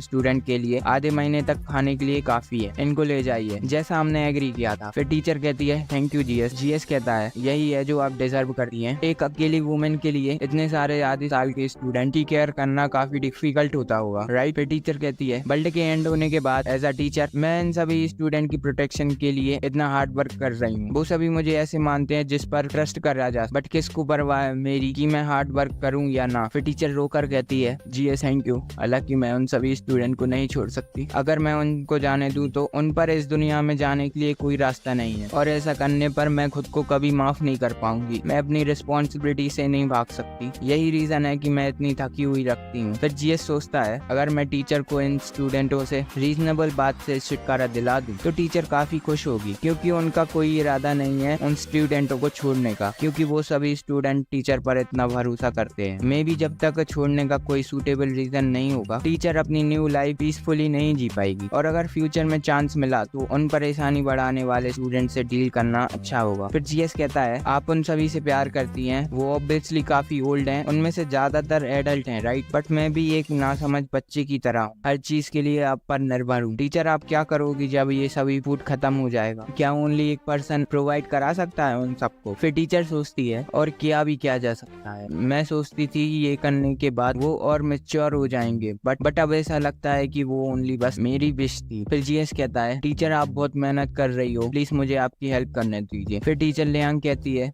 तुमने क्या कहा? फिर जीएस कहता है मतलब मैं आपको फूड प्रोवाइड कर सकता हूँ, और ये आपको भी अच्छे से पता है मेरे पास बहुत सप्लाईज हैं और उसमें काफी फूड भी है, तो अगर दर्जनों और उसको तो भी कोई प्रॉब्लम नहीं होगी। एज अ काइंड पर्सन मैं ये नहीं देख सकता। फिर टीचर टीचर कहती है मुझे पहले ये क्लियर कर दो, जब तुम हमारी हेल्प करोगे तो क्या तुम हम लोगों से कुछ काम कराओगे? फिर जीएस कहता है यहाँ एक बात है जो मैंने गलत बोली है, ये आपकी हेल्प करने के लिए नहीं बट ओनली आपकी हेल्प करने के लिए है और मैं फूड के एक्सचेंज में आपसे कुछ चाहता हूँ। टीचर कहती है बताओ मुझे तुमको क्या चाहिए एक्सचेंज में मुझसे? फिर जीएस कहता है आई वॉन्ट यू, बस मुझे आप चाहिए। फिर यहाँ टीचर थोड़ा सा ब्लश कर कहती है तुम अपनी हद से आगे मत बढ़ो, मैं अपनी बॉडी को कभी दाव पर नहीं लगाऊंगी। फिर जीएस कहता है मैं बस आपसे कहना चाहता हूँ कि आप मेरी टीचर बने और मुझे मार्शल आर्ट की ट्रेनिंग दे, इसमें गलत क्या है? बस ओनली मैं ये चाहता हूँ। फिर जीएस टीचर से कहता है आप अपने दिमाग में क्या क्या सोच रही, अब टीचर हैं। फिर टीचर कहती है मैं सॉरी, मैं तुमको गलत समझ रही। फिर जीएस कहता है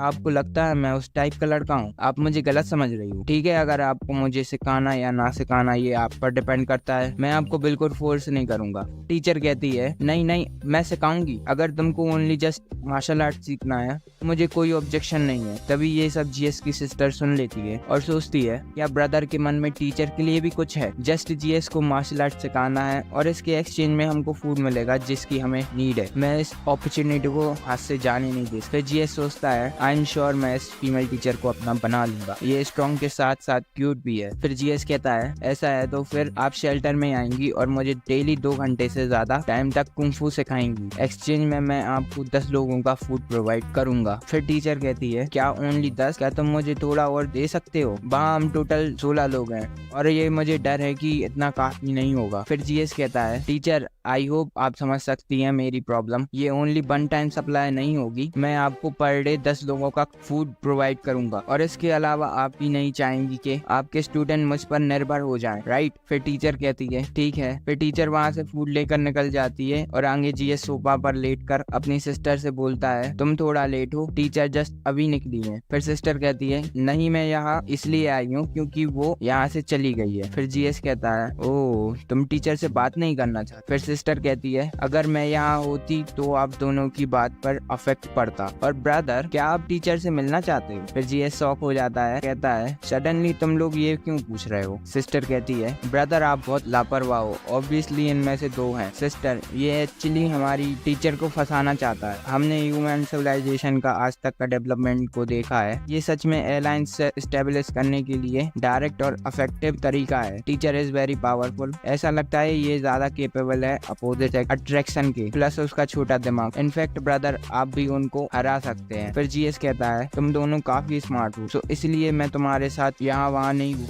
लियांग की फाइटिंग एबिलिटी काफी स्ट्रॉन्ग और यूजफुल है मेरे लिए, तो मैंने उसको रिक्रूट करने का प्लान किया था और उसको हमारी टीम का मेंबर बनाना है। और जब तक मैन और वुमेन के बीच के इमोशन की बात है वो एक्सिस्ट ही नहीं कर। फिर सिस्टर कहती है ये बात है तो ब्रदर जस्ट अपना बेस्ट ट्राई करना, शिनशिन भी आपकी हेल्प करेगी। जीएस कहता है हेल्प मेरी? सिस्टर कहती है हम आपसे ज्यादा अच्छे से जानते हैं टीचर को, शिनशिन बहुत अच्छी तरह से, और उसको हम में से एक कैसे बनाना है ये हमको पता है। जीएस कहता है ये इतना जरूरी नहीं है कि तुम परेशानी लो, ये कंडीशन इतनी डिफिकल्ट भी नहीं है कि उसको प्यार में फंसाना। जीएस कहता है अभी उनको टच करने के बारे में सोचना भी नहीं, मैं लियांग के साथ उसकी जिद रिलेशनशिप बहुत ज्यादा डीप नहीं बनाना चाहता। अगर उसको पता चलेगा कि मैंने उसके स्टूडेंट को मार दिया है तो वो बिना किसी की परवाह किए मेरे साथ अपनी जान रिस्क में डाल देगी। सिस्टर कहती है एक चांस होगा। जीएस कहता है अगर तुम्हारे पास कोई आइडिया है तो जस्ट डू इट, जब तक लियांग को पता नहीं चलता। फिर सिस्टर वहाँ से जाने लगती है और कहती है बाय द वे ब्रदर मैंने काफी दिनों से इंफॉर्मेशन डाटाबेस सीज़नबेस का चेक नहीं किया है और यहाँ कुछ बातें हैं जो मैं आपको बताना चाहती हूँ। जीएस कहता है क्यों क्या हुआ? सीज़नबेस गवर्नमेंट ने बनाया था, उनके इक्विपमेंट कंप्लीट थे और उनके पास इंफॉर्मेशन का अमाउंट और भी ज्यादा था।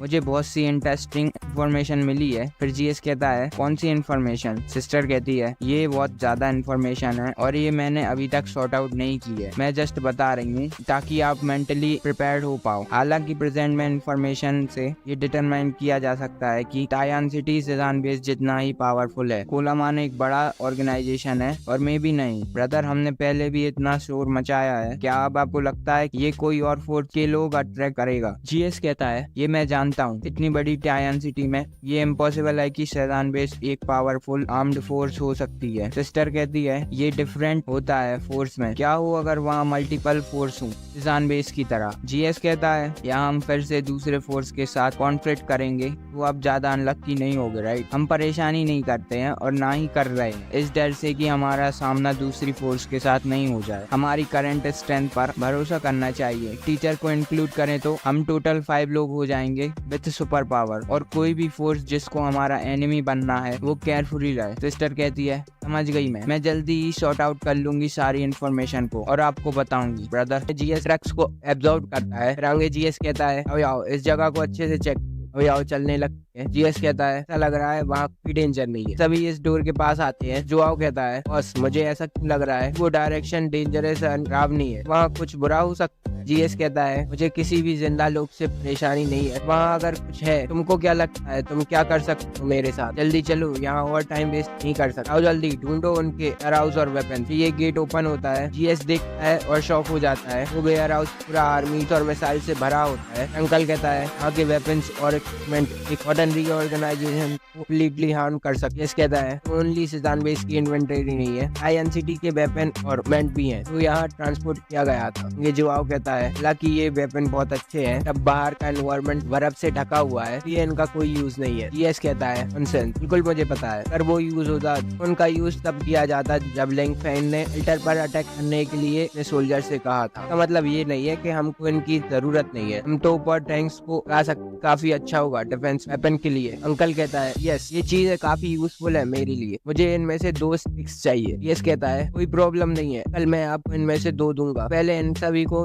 मेरे इसमें रख, फिर जब आप उनकी जरूरत होगी तो मैं आप दे दूंगा, अच्छे से देखो और पिक कर लो भी जो आपको अच्छा लगे, मैं प्रिपेयर कर दूंगा उनको, फ्यूचर में वो आप यूज कर सकते हैं बैटल के टाइम। जीएस सभी वेपन और इक्विपमेंट को एब्जॉर्ब कर लेता है, फिर कहता है तो देखते हैं यहाँ अगर चीजें हैं कि नहीं। अंकल इन पिलर्स को साइड कर देता है, ये आगे बढ़ते हैं। जोआओ कहता है क्या करूँ बॉस। यस कहता है इससे कोई फर्क नहीं पड़ेगा, इन बचे जीरो को वापस कर दो, सकता है हमको कुछ यूजफुल इन्फॉर्मेशन मिल जाए। रिसर्च कंप्यूटर, इसमें कुछ इंपॉर्टेंट इन्फॉर्मेशन हो सकती है जिसे सिंचिन ने डिस्कवर नहीं किया हो। वो शॉक हो जाता है। यस कहता है क्या हुआ। वो कहता है वहाँ कुछ है। जोआओ एक है, वहाँ से कॉकरोच निकल आता है। जीएस कहता है प्रोबेबली प्रोटीन वृद्धि हो सकती है, इसके बारे में लियान ने बताया था। सालों पहले यहाँ एक साइंटिफिक एक्सपेरिमेंट हुआ था कॉकरोच बॉम्ब को यूज करके फूड बनाने के लिए। हालांकि ये सुनने में बहुत बुरा लग रहा है, प्रोटीन कंटेंट चीजों में बहुत ज्यादा होता है। वो कहता है मैं कॉकरोचों से नहीं डरता हूँ, वो एकदम से हुआ और मैं डर गया। जीएस सोचता है फिर किरण के पास इन चीजों को ले जाए, ये ठीक हो सकते हैं, बट होने के बाद का क्या यूज कर सकते हैं, कोई प्रॉब्लम नहीं है, बस इनको ले लो, वो अगर ये हमको यूजफुल हो। जीएस कहता है हेलो और जगह देखते हैं, में विकट है, ऐसे एनवायरमेंट में भी जिंदा रह सकते, अगर ये बदल गए तो इनको मारना ना मुश्किल होगा। अभी गुर्राने लगते हैं, सभी पीछे देखते हैं। फिर जीएस सोचता है ये भी ऐसा फील हो रहा है कि हमको दिख रहा है अंधेरे में से। जीएस कहता है इस प्लेस को जितना जल्दी हो सके लूट लो, यहाँ से निकलो, जगह मुझे सही नहीं लग रही है। आगे हम स्टोर रूम में आते हैं। अंकल कहता है ये ट्राई करने दो। कल गेट पंच करता है, गेट को कुछ भी नहीं होता है। जीएस कहता है इतने पावरफुल वेयर हाउस तोड़ना इतना आसान कैसे हो सकता है। जीएस हाई टेम्परेचर गन निकालता है, ये ब्रदर के इसमें बहुत सारी चीजें हैं। जीएस अंकल से कहता है कल भी ये आप जोआओ कहता है बस मुझे लग रहा था आप उस करने वाले हो। यस कहता है मैंने पहले कभी इस टाइप का काम नहीं किया है, मुझे बिल्कुल एक्सपीरियंस नहीं है। कल ने सिक्योरिटी गार्ड में काम करते हुए इस समय बहुत सारे का यूज किया है, वो इस काम में एक्सपर्ट है। कल कहता है मुझे पता है इसको कैसे यूज करते हैं, हमने इलेक्ट्रिक वेल्डिंग भी की है पहले। कल गेट को काट देता है, सभी इस वेयर हाउस में एंटर करते हैं और ये वेयर हाउस पूरा भरा होता है। कल कहता है जीएस अब वहाँ देखो, अच्छा माल है। जीएस सोचता है ये तो। जीएस उस पर से कपड़ा उठा देता है और कहता है थिंग मटेरियल, समझ सकते मटेरियल से जान बेस को प्रिपेयर करने के लिए यूज होता होगा, इतना सारा है। वो सभी मिलिट्री गार्ड का सामान है, वो घर बनाने और डिफेंस लाइन को बनाने के लिए बहुत स्ट्रॉन्ग है। हमारे पास अपनी डिफेंस लाइन बनाने के लिए सभी मटेरियल। जीएस सबको एब्जॉर्ब कर लेता है। तभी जीएस एक गेट देखता है, कहता है मेरे पास काफी फूड घर पर है और इस वेयर हाउस में फूड सप्लाईज और आप दोनों इसको ले सकते हो। कल कहता है जीएस सप्लाईज ज्यादा ले सकते कि तुम ही हो जिसने ज्यादा कंट्रीब्यूट किया है, तुम्हारे बिना हम सोच भी नहीं सकते जान बेस को जीतना। और कहता है हम दोनों कितना ही खा पाएंगे, यहाँ काफी ज्यादा फूड है जो एक सन खत्म नहीं कर सकता है 20 सालों में। बस अच्छा होगा आप पहले ले लो, अगर हमको जरूरत हुई तो हम आपसे ले लेंगे बाद में। जीएस कहता है तो मैं अपने में से एक मानता हूँ, इसलिए तुम्हें बाहर रहने की जरूरत नहीं है। मैं जीएस को कभी नहीं भूलूंगा, हालांकि तुमको इतनी सारी सप्लाईज उठाने में तकलीफ होगी, इसलिए मैं इनको स्टोर कर लेता हूँ। मेरे पास आना जब भी तुमको इनकी जरूरत। अंकल और जुआओ कहता है क्या जीएस? ये सोचता है को सील कर देना चाहिए। जीएस कहता है बेटी ना बेस्ट ट्राई करना। जुआओ अपनी पावर्स को यूज करके वो अच्छे से सील कर देता है। जीएस कहता है टाइम है हमारा यहाँ से निकलने का। फिर जीएस कार निकालता है, कहता है अगर यहाँ और सोल्जर्स आए तो हम बड़ी परेशानी में पड़ सकते हैं। हम शेल्टर का सीन देखते हैं। हाँ ये कहती है जीएस और बाकी सब बाहर गए हैं, उन लोगों को आने में काफी लेट हो जाएगा। चल लियांग मतलब आज क्लास कैंसिल करनी होगी। यंग सोचती है कि कोई फर्क नहीं पड़ता कि जीएस एक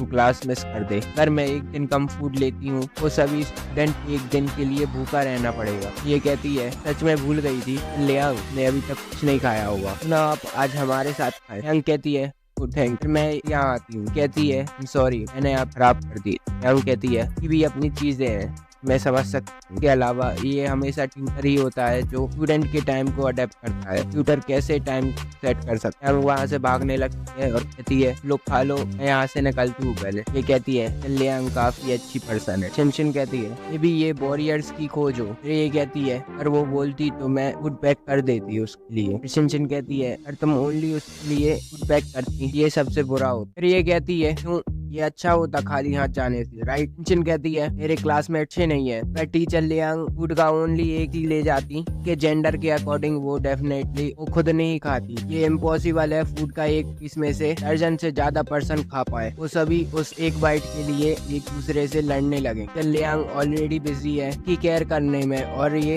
गलत होगा उनको और परेशानी देना। ये कहती है ले जीएस चला गया, उसे पता होना चाहिए टीचर लियांग आएगी। तुमको लगता है कि ये उसने जानबूझकर किया है? शिनशिन कहती है ये मे भी उसके प्लान का पार्ट हो सकती है। ये कहती है तुम्हारा मतलब ये है कि जीएस ने जानबूझकर तुम्हारे क्लासमेट के बीच में दूसरे को बढ़ाने के लिए ऐसा किया है? शिनशिन कहती है बिल्कुल ब्रदर, जीएस ने इसको इमेजिन नहीं किया होगा, तो अपॉर्चुनिटी का एडवांटेज लेते हुए उसे कुछ करना था। उसने टीचर लियांग के साथ एग्रीमेंट को भूल जाने का नाटक किया है। इनफैक्ट वो उन लोगों के लिए परेशानी पैदा करने और उनके दिल को परेशान करने की अपॉर्चुनिटी ले रही थी। वो बहुत स्ट्रांग है। कहती है सच में जीएस की कॉन्स्टेंट स्टाइल है, सच में बहुत डिफिकल्ट है। किसी भी छोटे से छोटे काम अभी कुछ मतलब होता है। आगे जीएस कहता है भूल गया था यूई को बताना। ये लियांग सोचती है वो लोग तो जुजुया टाउन के सर्वाइवल है ना, पॉइंट पर मैं ओनली ने दांत पीस सक और सर्वाइव कर सकती हूँ, बट वो स्टूडेंट अभी भी दूसरों से मांग कर खा रहे हैं। ये सही बोल रहा था, स्टूडेंट के लिए ओवर प्रोटेक्टिव हूँ। बार मैं जाऊंगी उनसे बात करूंगी, ये तुरंत अपने फर्ट जोन से बाहर निकलना हो। यहाँ आती है और स्टूडेंट है चल लियांग आप खाली हाथ वापस क्यों आई? लियांग कहती है जीएस कहीं बाहर गया है,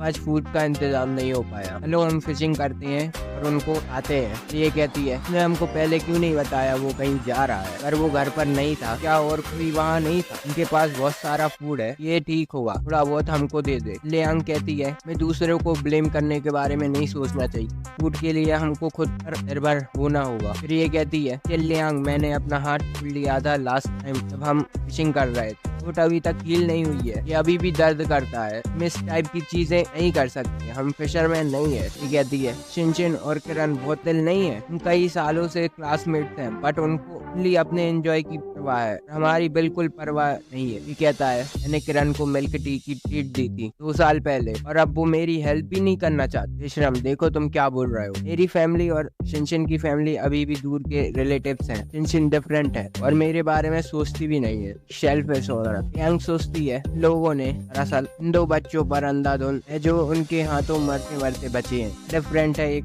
कॉलेज महान बच्चा अमीर सोसाइटी से, एक हाई क्वालिटी टैलेंट और एक बदमाश। लियांग चिल्लाकर बोलती है तुम सभी सब शांत हो जाओ, ये कुछ अनाउंस करना है। उसके बाद आज से मैं शेल्टर में रहने के लिए जा रही हूँ, शिनशिन और अदर्स के साथ रहने के लिए। लियांग सोचती है हम अब इन स्टूडेंट को और नहीं बिगाड़ सकते, उनको उन्हें अपने दम पर सर्वाइव करना सिखाना होगा। ये कहती है चल लियांग क्या आप हमें जीएस के शेल्टर में रहने के लिए ले जा रही हैं? लियांग अपना हाथ छुड़ाकर कहती है बिल्कुल नहीं, पास से एक ओनली पर्सन हूँ को इस प्लेस पर ही रहना चाहिए और अपनी एबिलिटी की हेल्प से सर्वाइव करना चाहिए। जीएस ने मुझे प्रॉमिस किया था कि 10 लोगों का फूड प्रोवाइड करा देगा एवरी डे। फिर ये कहती है टीचर लियांग आप हम सभी को छोड़कर नहीं जा सकते। पहले तो ऐसी नहीं थी। यस टीचर लियांग आप भी शेल्फ पे शो ऐसे करके। लियांग कहती है मैंने इस मैटर पर डिसीजन ले लिया है, उनको ज्यादा बोलने की जरूरत नहीं है। लियांग वहाँ से निकल जाती है। लियांग शेल्टर में आती है। फिर ये कहती है लियांग आप टीचर और स्टूडेंट हैं, अगर आप मन में बात है तो अच्छा होगा कि आप उस पर खुलकर बात करें। लियांग कहती है ओके थैंक यू। अंगे लियांग कहती है हमारी लाइफ बहुत अच्छी चल रही है, ब्रदर जीएस बहुत अच्छे हैं, वो हमको घर का काम भी नहीं करने देते। इसके अलावा उन्होंने मेरे लिए अलग से एक स्टूडियो बनाया है ताकि मैं अपनी हॉबीज डेवलप कर सकूं। लियांग कहती है के पास हमारे लिए एक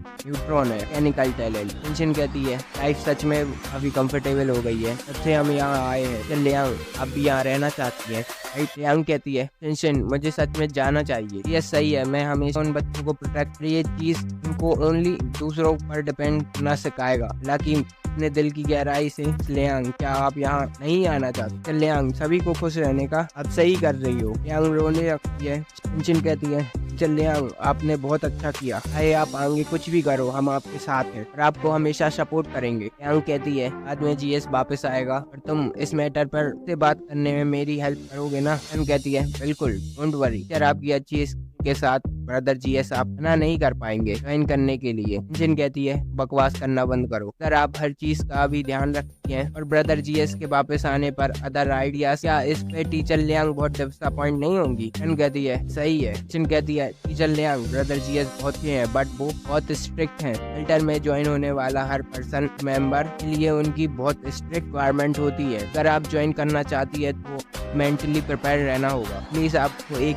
चीज एक्सेप्ट करनी होगी क्योंकि उनके ऑर्डर्स मानना। लियांग बोलती है वो आमतौर पर क्या मांगता है? सोचती है हालांकि वो उसके बारे में बहुत कुछ नहीं जानती। अजहर वाला कोई भी पर्सन चाओ और यांग साथ उसकी रिलेशनशिप देख सकता है। इसके अलावा इस फैमिली में 4 और वुमेन्स हैं। जब मैं शेल्टर में आऊंगी मुझे ऐसा नहीं करना पड़ेगा, मुझे ये सोचकर ही शर्म आती है आगे क्या होगा। शिनशिन कहती है के साथ ऐसा नहीं है, जब से किरण और मैं यहाँ आए हैं ब्रदर जीएस ने कभी भी हमारे साथ गलत नहीं किया है, वो काफी लॉयल है। Liang don't worry, short brother कीड़े नहीं है, वो क्लिप्स में जिंदा रह सकती है, तो आपकी पावर्स की जरूरत है। अगर मेरा अंदाजा सही है तो आप एट शेल्टर की कंडीशन ये है कि आपको बैटल के दौरान के ऑर्डर्स फॉलो करना पड़ेगा। लियांग कहती है कि मैं तुमको सुन रही हूँ। 1 घंटे बाद शिनशिन कहती है वो ब्रदर जीएस वापस आ गए। लियांग जीएस कहता है शिनशिन क्या हुआ, तुम्हारे पास कुछ है ये बताने के लिए? शिनशिन कहती है लियांग यहाँ है और वो हमको ज्वाइन करने के लिए। वो पहले काफी घबरा रही थी बट अभी वो खुद से यहाँ आई है। जीएस कहता है सिचुएशन क्या है? शिनशिन कहती है ब्रदर आप रहने मेथड और मनाना अर्थ कर गया है, लियांग रिलेशनशिप से बिगड़ गया है, वो यहाँ गुस्से में आई। यस कहता है ये पता था। शिनशिन कहती है मैंने पहले ही आपकी ग्राउंड वर्क कर दिया है, इसके साथ बात टाइम आप अच्छी डिमांड कर सकते हैं, शिनशिन आपकी हेल्प करेगी उनको बनाने के लिए। जीएस शिनशिन के गाल कर कहता है मेरे लिए बहुत इम्पोर्टेंट अंकल और जुआओ आते हैं। जीएस कहता है यांग यहाँ आई है, मुझे उससे कुछ बात करनी है, जाओ वहाँ और थोड़ा वेट करो मेरे लिए। ये जीएस कहता है लियांग यहाँ? किरण कहती है वेलकम होम, क्या पीना चाहेंगे यार? और मिल्क टी। जीएस कहता है मिल्क टी। शिनशिन सोचती है काफी घबरा रही हूँ। शिनशिन कहती है ब्रदर जीएस शिनशिन आपसे कुछ पूछना चाहती है। जीएस कहता है चल रहा है शिनशिन, लोग सही डर नहीं है, अगर तुमको कुछ पूछना है तो लो से डायरेक्टली। शिनशिन कहती है आप लियांग से पूछ सकते हैं यहाँ रहने के लिए हमारे साथ। यस कहता है लियांग मजाक करना बंद करो, टीचर लियांग ने हमेशा ले ही नहीं कहा है उनके स्टूडेंट की देखभाल करनी है। बिल्कुल मैं ये नहीं बोल रहा कि आप यहाँ नहीं रह सकते। लियांग के पास एक ब्यूटीफुल स्वॉर्ड और स्ट्रॉन्ग फाइटिंग एबिलिटी है, अगर वो हमारे शेल्टर में ज्वाइन होना चाहती हैं वो एक फुल टैलेंट बन जाएंगे। ये सिर्फ इतना है कि यस को मेरे लिए चीज डिफिकल्ट बनाने के लिए कुछ नहीं करना नहीं है। लियांग सोचती है इसने मुझे पहले भी इनवाइट, बट जो मैंने कहा स्टूडेंट के साथ आगे बढ़ना और पीछे हटना चाहती हूँ, मैंने अब और इंसिस्ट नहीं किया। जब तक उसकी नजरों में मेरी वैल्यू है नेगोशिएट करना अभी भी इजी होगा। किरण कहती है अगर आप नहीं जानते लियांग की करंट सिचुएशन को, कि स्टूडेंट में से कोई भी नहीं जानता टीचर लियांग के लिए सॉरी फील कैसे करता। मतलब है कि टीचर लियांग का पर है, और अगर कोई और होता तो वो बहुत पहले अकेला छोड़ देगा, ऐसे कंप्लेन कर सकती। टीचर लियांग कहती है यस, मुझे उम्मीद है कि मैं फील्ड में आने के लिए एक इंडिपेंडेंट गवर्नमेंट हासिल कर लूंगी। डोंट वरी, मैं शेल्टर में एंटर करने के लिए तुम्हारे रूल्स फॉलो करूंगी, बस मुझे फॉलो करेंगे, फ्यूचर में काम आएगा। जीएस कहता है अगर आप यहाँ आना चाहती है मैं आप वेलकम करता हूँ, बट मुझे अभी भी तुम्हारे बारे में चिंता है। लियांग कहती है तुमको मुझ पर भरोसा नहीं है। जीएस कहता है जरूरी नहीं है, ओनली मुझे इस बात की चिंता है कि आप में मेरा ऑर्डर फॉलो कर पाओगी या नहीं। ने यही कहा मेरा ऑर्डर फॉलो करोगी। लियांग कहती है सर ये बहुत ज्यादा रिक्वेस्ट है, मैं एग्री नहीं कर सकता, आखिरकार मैं भी एक छोटे घर की वीकनेस। कहता है लियांग काफी अब्दुलती है, आपकी स्ट्रेंथ है बट ये आपकी वीकनेस भी है। सर मैं आप लेता हूँ, मुझे ओनली आप आवर्स चाहिए। सर एक दिन अपने लोगों को प्रोटेक्शन के लिए उन लोगों को मारना पड़े, इन्हें आप इनोसेंट समझती हैं, आप कर पाएंगी। लियांग कहती है सर ये तुम्हारे आसपास के लोगों के ये है तो जिनमें सेल्फिश दूसरों के लिए ये सीएंट पूरा कर सकती हूँ, और मैं ये एक्सेप्ट नहीं कर सकती मेरे ऑब्जर्वेशन के अकॉर्डिंग। हालांकि तुम काफी बुरे सेल्फिश दिखते हो, सच में तुम पीस लवर पर्सन हो, ले ही ये हमारे सामने आए इनोसेंट लोगों को दादुन नहीं मारोगे। यस कहता है ने के मतलब ये है कि जब वो हमारी तिजोरी की प्रोटेक्शन किसी को भी मारते हो, राइट। लियांग कहती है मैं कभी भी अपने लोगों को पर अटैक नहीं करूंगी। यस कहता है आखिरकार मैं भी एक डीमन नहीं हूँ, मैं अपने आसपास के लोगों पर कैसे अटैक कर सकता हूँ। जीएस सोचता है अगर मुझे में ऐसा करना होता मैं कब का कर चुका होता। लियांग को रिक्रूट करते हैं। जीएस कहता है ये खुशी होगी तुम्हारे साथ काम करके, और वेलकम जीएस बिग फैमिली में ज्वाइन होने के लिए। जीएस कहता है एग्रीमेंट के अकॉर्डिंग अभी भी मैं उन स्टूडेंट को फूड प्रोवाइड करूंगा जूजिया टाउन में, बट तुम वहाँ से किसी को भी यहाँ नहीं ला सकती। टीचर लियांग सोचती है ये सबसे अच्छी बात है, जीएस उसका सपोर्ट कंटिन्यू रखने के लिए रेडी है, हम अच्छे से रह पाएंगे। शिनशिन सोचती है बेचारे वो लोग ज्यादा टाइम तक जिंदा नहीं रह पाए। आगे ही में कहती है चलो टीचर लियांग के वेलकम के लिए एक वेलकम पार्टी करते हैं, मैं रूम क्लीन कर दूंगी। यूई कहती है फिर यामे और मैं लंच प्रिपेयर करेंगे। मिस लियांग आपको खाने में क्या पसंद है। लियांग कहती है कोई प्रॉब्लम नहीं है, तुम जो चाहे कर सकते हो। यूई कहती है ठीक है फिर। लियांग सोचती है क्या हुआ, क्या ये मेरी इमेजिनेशन है, मुझे हमेशा से ऐसा लगता है कि वो लोग मुझसे थोड़ा डरते हैं। आगे ये दोनों कहती हैं एक और पर्सन। आगे जीएस लियांग से कहता है हमारी एक मीटिंग होने वाली है तो तुम हमको ज्वाइन क्यों नहीं करती। लियांग कहती है कैसी मीटिंग। जीएस कहता है वॉर मीटिंग। फिर लियांग कहती है कोई और दूसरी वॉर नहीं होगी, राइट। सिजान बेस खत्म होने के बाद आसपास कोई एनिमी नहीं है। जीएस कहता है अगर एक रिवर एक जगह पर रुक जाती है और अगर दूसरी रिवर में पानी है तो वो नेचुरली ऊपर से बहेगी। लियांग कहती है तुम्हारे कहने का मतलब क्या है। सिजान बेस इसलिए डिस्ट्रॉय हुआ है क्योंकि वहाँ एक और वैकेंसी है आसपास के एरिया में, और कोई यहाँ आकर सिजान बेस को अपनी टेरिटरी बनाना चाहता है। जीएस कहता है थोड़ा बहुत, मुझे ऐसा लग रहा है कम से कम दूसरी फोर्स के लोग आसपास देखे गए हैं, बट ये अभी भी प्रिडिक्ट नहीं कर सकते कि ये आगे कैसे डेवलप्ड होगा, बट हमको बुरे से बुरे के लिए रेडी रहना होगा। जब तक हम हर तरह से तैयार हैं हम किसी भी डेंजर से नहीं डरते। लियांग कहती है अगर तुम्हें मुझसे कुछ भी कराने की जरूरत हो तो बस मुझसे पूछ लेना। जीएस कहता है बेशक, मैं तुम्हारे लिए पोलाइट नहीं रहूंगा। आगे शिनशिन कहती है ब्रदर मुझे सिजान बेस के डाटाबेस में से कुछ इंटरेस्टिंग इंफॉर्मेशन मिली है, ये तायान सिटी में दूसरे फोर्स के बारे में डिटेल्ड इंफॉर्मेशन है। जीएस कहता है मैंने फैटी और अंकल को बुलाया है, चलो हम सब साथ में सुनते हैं। शिनशिन कहती है आज हम दो ग्रुप के लोगों से मिले सिजान बेस के एंट्रेंस पे और कुछ भसड़ हुई थी, इससे दूसरी साइड से इन्वेस्टिगेशन हो सकती है। जीएस कहता है हो सकता है कि दूसरी फोर्स टेरिटरी के लिए हमसे वॉर स्टार्ट कर दे, तो अब हम और कंफर्टेबल नहीं हो सकते और शांति के लिए अलर्ट रहना होगा। शिनशिन क्या तुम पहले बता सकती हो दूसरी फोर्स के इंफॉर्मेशन के बारे में, तो हमको क्लियर आइडिया हो जाएगा हमारी एनिमीज में कितना पोटेंशियल है। शिनशिन कहती है उनमें से 3 फोर्स शेल्टर में रहती हैं सिजान बेस की तरह। पहला बेस यांगशिन डिस्ट्रिक्ट में है जो कंट्रोल करती है लार्जेस्ट रिफाइनरी तायान सिटी में। एनर्जी उनका सबसे बड़ा एडवांटेज है। करंट लीडर को शाओ हॉलिन कहते हैं, वो एक स्ट्रॉन्ग पर्सन है और उसकी एबिलिटी फायर है, और एक शुगे नाम का एक डिप्टी भी है जिसकी एबिलिटी विंड है बट स्पेशल एबिलिटी अननोन है। और सेकंड बेस चाओ यू डिस्ट्रिक्ट में है, ईस्ट चाइना सीज के पास है और कंट्रोल करता है शिपिंग कंपनीज को तायान सिटी में। वो बड़ी शिप यूज करते हैं सीज में जाने के लिए। जीएस कहता है शिनशिन क्या ये पॉसिबल है इस टाइम समुद्र में जाना। शिनशिन कहती है समुद्र का अपर लेवल ही फ्रीज हुआ बट समुद्र की गहराई में फ्रीज नहीं हो सकता। सकता है टेम्परेचर लो होने की वजह से, और जितना ही इक्वेटर के पास होगा उतना ही हाई टेम्परेचर होगा। ओशियन करंट इक्वेटर के पास गर्म रहता है और वहाँ समुद्र में वॉल्केनोज भी हैं, तो ये इम्पॉसिबल है ओशन का फ्रीज होना। अगर टेम्परेचर -100 डिग्री और हो जाए दुनिया की सरफेस फ्रीज हो जाएगी, बट पानी बहता रहेगा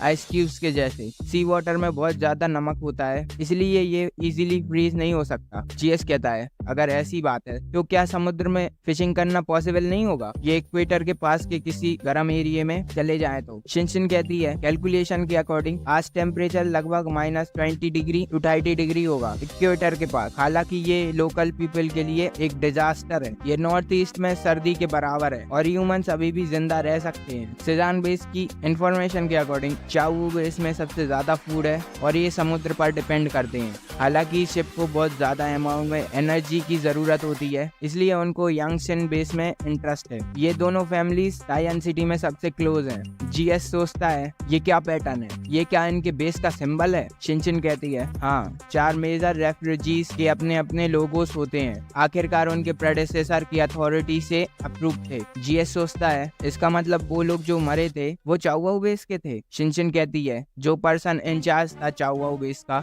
डेंग टेन है, उसके बारे में इंफॉर्मेशन कम्प्लीटली अननोन है। ऐसा लग रहा है कि उनकी मेन बैटलफील्ड समुद्र है, जिससे उनका कांटेक्ट दूसरों बेसों से कम है, यहाँ ज्यादा असर नहीं है दूसरे बेसों से। फिर शिनशिन कहती है और आखिरी 4 मेजर शेल्टर क्यूबिल डिस्ट्रिक्ट में है, स्टील प्लांट टायन सिटी, क्वीन बिन आयरन एंड स्टील ग्रुप। जो पर्सन इसको कंट्रोल करता है उसका नाम है सिंगटन। मुझे नहीं पता ये उसका रियल नाम है या उसका कोड नेम। यहाँ कुछ रिकॉर्ड्स भी हैं उसके एबिलिटी के बारे में। ऐसा लग रहा है ये पावर अफेक्ट कर सकती है जो उसके आसपास हो और उनको स्ट्रॉन्ग बनाना जो उसके अराउंड हो। हालांकि यहाँ कोई स्पेसिफिक रिकॉर्ड नहीं है। दुनिया के एंड के टाइम रिलेटिव कम है और मेजर फोर्स उनको करने की हिम्मत नहीं करती। वो इजीली अपनी स्पेशल एबिलिटी को एक्सपोज नहीं करना चाहते, इसलिए उनके पास एक दूसरे के बारे में नॉलेज बहुत कम है। जीएस सोचता है ये एक extra ordinary static unit hold के या रन्स की इंफॉर्मेशन का खुलासा किया जाएगा। अफेक्ट उतना ही शॉकिंग होगा। आखिरकार एनिमीज की असली पावर को जाने बिना कई पार्टीज एक दूसरे को चेक करती हैं और कोई भी जल्दबाजी में एक्शन लेने की हिम्मत नहीं करता है। शिनशिन कहती है और दूसरी बात, सेजान बेस की तरह दूसरे तीनों बेस के ऑफिशियल ने पावर से फोर्स पर कंट्रोल कर लिया और इनिशियल हाई लेवल ऑफिशियल को खत्म कर दिया। बेसिकली ये तीनों बेस एक इम्पोर्टेंट स्टैटिक्स रिसोर्स को होल्ड करते हैं। फिर जीएस कहता है सेजान बेस कंट्रोल करता है आर्मी, यंगशन बेस कंट्रोल करता है एनर्जी को, चाओ यू बेस कंट्रोल करता है शिप को और क्यूनपाई बेस कंट्रोल करता है स्टील प्लांट्स को। ओनली आर्म ऑर्गेनाइजेशन है, इसलिए इन टर्म्स ऑफ कॉम्बैट उनके और सेजान बेस के बीच में एक फिक्स्ड गैप है। जोआओ कहता है मुझे काफी रिलैक्स फील हो रहा है। दूसरे 3 बेस कितने स्ट्रॉन्ग क्यों ना हो, वो सेजान बेस से स्ट्रॉन्ग नहीं हो सकते। हमने सेजान बेस को डिस्ट्रॉय किया है, तो फिर क्यों हम उन तीनों बेसों से डरें। जीएस कहता है हालांकि उनके पास कुछ आर्म फोर्स भी हो सकती है, बट वहाँ ट्रेनिंग के साथ इस सीरीज की कार्स के बीच क्वालिटी और वेट में बहुत गैप है। इस टाइम सबसे बड़ा सस्पेंस एलियन है, इंटेलिजेंट की कमी है। शायद ये हम नहीं जान पाएंगे कि आमने सामने की टकराव से पहले उनके पास कितने स्ट्रेंजर्स हैं और वो कितने स्ट्रॉन्ग है। अगर तुम कॉन्फ्लिक्ट को अवॉइड कर पाओ तो ट्राई करना अवॉइड करने का। ऑफ कोर्स अगर कोई फाइट होती है तो हम उनसे नहीं डरेंगे। लियांग कहती है शिनशिन क्या तुमने नहीं कहा था कि ओनली 4 बड़ी फोर्स हैं इन 3 बेसेस के अलावा, दूसरी कौन सी स्ट्रॉन्ग फोर्स है। जोआओ कहता है लास्ट वाली सबसे स्ट्रॉन्ग है कि नहीं। लियांग कहती है क्यों ऐसा हो सकता है कि तुम्हारे पास अभी भी उस इंफॉर्मेशन में कुछ बड़ा छुपा हो। शिनशिन कहती है ऐसा इसलिए नहीं है कि ये फोर्स ज्यादा स्ट्रॉन्ग है, बल्कि इसलिए है क्योंकि ये स्पेशल है। स्नो वर्शिप सेट वर्ल्ड के एंड के बाद स्टेबलिक्स एक रिलीजियस ऑर्गेनाइजेशन है। इसके प्रेडेसेसर डिवाइन थ्योरी सेट थे जो टेंगन सिटी में है, एक माइनॉरिटी रिलीजियन है। जीएस कहता है लीडर यांग कोंगे, उसकी पावर अवेकन थी। वर्ल्ड के एंड के बाद इसे बोलते थे ब्लेसिंग, जो दूसरे स्ट्रेंजर की हेल्प कर सकता था उनकी एबिलिटी अवेकन करने में। लियांग कहती है क्या इस वर्ल्ड में कोई ऐसी पावरफुल सुपर पावर है। शिनशिन कहती है वर्ल्ड के खत्म होने के बाद डिवाइन थ्योरी सेट का नाम चेंज करके स्नो वर्शिप सेट कर दिया गया था यांग कोंगे के साथ एज अ लीडर, और उसने स्नो गॉड का ह्यूमन बॉडी में होने का दावा किया। उसने खुद से क्लेम किया कि ये टैक्सियाओ event chaos and human world और डिवोटिव बिलीवर्स की सफाई थी। जीएस कहता है ये सिचुएशन है, आप लोग कुछ कहना चाहते हो क्या। अंकल उन सभी में से आप बड़े हैं, आप आगे बढ़ो और कहो।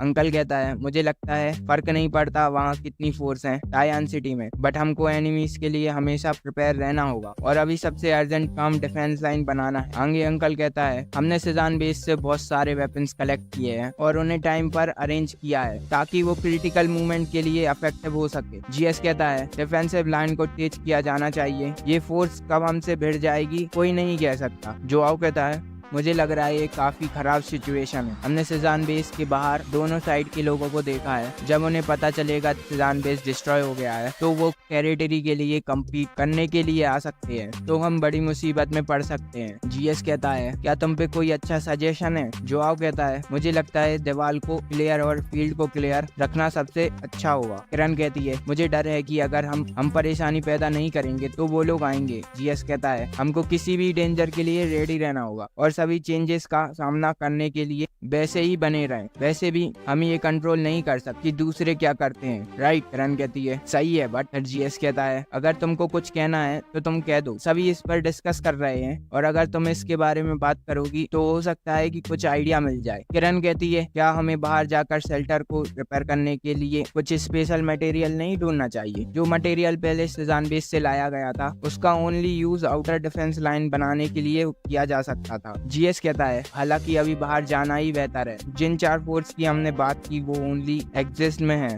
बट उनका हमसे डायरेक्टली क्लैश नहीं हुआ है। जब तक वो कंफर्म नहीं कर लेते कि आसपास का एरिया में कोई खतरा नहीं है तब तक वो जल्दबाजी नहीं करेंगे। इसलिए हम पहले 2 दिन जितना जल्दी हो सके मटेरियल को ढूंढेंगे और मटेरियल मिलते ही वापस लौट आएंगे। इसमें कोई प्रॉब्लम नहीं होनी चाहिए। किरण कहती है ओके ब्रदर। शिनचिन लियांग से कहती है मुझे बताओ आप क्या सोच रहे हो? मुझे लग रहा है आप अभी भी थोड़ी नर्वस, घबराहट की वजह से अपनी जज करने की एबिलिटी को मत भूलिए। एग्जाम्पल की तरह सिजान बेस को ले लो, वो तायान सिटी में परमानेंट आर्मी को कंट्रोल करता है और उनके आप सबसे पावरफुल फोर्स हैं, बट वो अभी भी सिजान और लुजियन डिस्ट्रिक्ट की सभी टेरिटरी पर कंप्लीटली कंट्रोल नहीं रखते हैं। उनने एक दूसरे को रोका भी और जल्दबाजी में एक्सपेंड करने की कोशिश भी नहीं की, वरना उनके बेस कैंप में अटैक होने का खतरा होता। इसका अंदाजा लगाया जा सकता है कि फ्यूचर में प्रिपेयर होने के लिए हमारे पास अभी भी काफी टाइम है। जोआओ कहता है फिर हम अच्छी डिफेंस लाइन बना सकते हैं, पहले ही हम तैयार हैं किसी भी डिजास्टर के लिए। शिनचिन कहती है डिफेंस लाइन पहले बना सकते हैं, बट अलर्ट रहने की स्टेट में जल्दबाजी करने की कोई जरूरत नहीं है। हमें इस टाइम को यूजफुल बनाने के लिए इसको यूजफुल मटेरियल कलेक्ट करने के लिए लगाना चाहिए। ब्रदर जीएस क्या आप अभी भी शेल्टर को रिपेयर करने के लिए मटेरियल की खोज नहीं कर रहे हैं? जीएस कहता है ज्यादा रेयर बिल्डिंग मटेरियल ढूंढने के लिए ज्यादा रेयर बिल्डिंग मटेरियल ढूंढना ये सच में काफी टाइम कंज्यूमिंग है। शिनचिन कहती है टीचर लियांग जुजुया टाउन को भी वॉर और अकल के लिए ज्यादा फूड प्रोवाइड करने की जरूरत है, राइट? लियांग कहती है इसी के बारे में मुझे चिंता हो रही है। अगर सच में एनिमी अटैक करता है तो क्या वो जुजुया टाउन के लोग खतरे में नहीं होंगे? शिनचिन कहती है आप उनको हमेशा प्रोटेक्ट तो नहीं कर सकती है ना, राइट? ये अच्छा होगा उनको सिचुएशन के बारे में एडवांस में बता दिया जाए और उनके लिए फूड स्टोर करके छुपा देते हैं। डोंट वरी, मैंने कहा ना कि यहाँ कुछ टाइम के लिए एनिमी नहीं आएंगे। जीएस सोचता है अगर एनिमी सच में यहाँ आ रहे हैं जूजियन पहला होगा जो वापस आएगा। ऐसा लग रहा है वो प्लान कर रहे हैं किसी को मारने की। लियांग कहती है क्या हम प्रोटेक्शन के बदले डिफेंस लाइन बनाने में हेल्प करने दे सकते हैं? जीएस कहता है क्या तुम्हारे स्टूडेंट ने फिशिंग करना सीख लिया है? अगर तुम और फिश नहीं पकड़ सकते तो ऐसा ठंडा मौसम तुमको मार डालेगा। जीएस सोचता है एक लूजर जो फिश भी कुक नहीं कर सकता वो क्या हेल्प करेंगे? शिनचिन कहती है ये सिर्फ हमारा मानना है, आखिरकार एनिमी सामने नहीं आ सकता है, शायद यहाँ कोई ना आ सके। लियांग कहती है अगर ऐसा ही होता। फिर जीएस कहता है क्योंकि टीचर लियांग बहुत चिंता में है तो मैं तुम्हारे लिए कुछ रास्ता देख सकता हूँ, मैं हेल्प करूंगा यहाँ अगर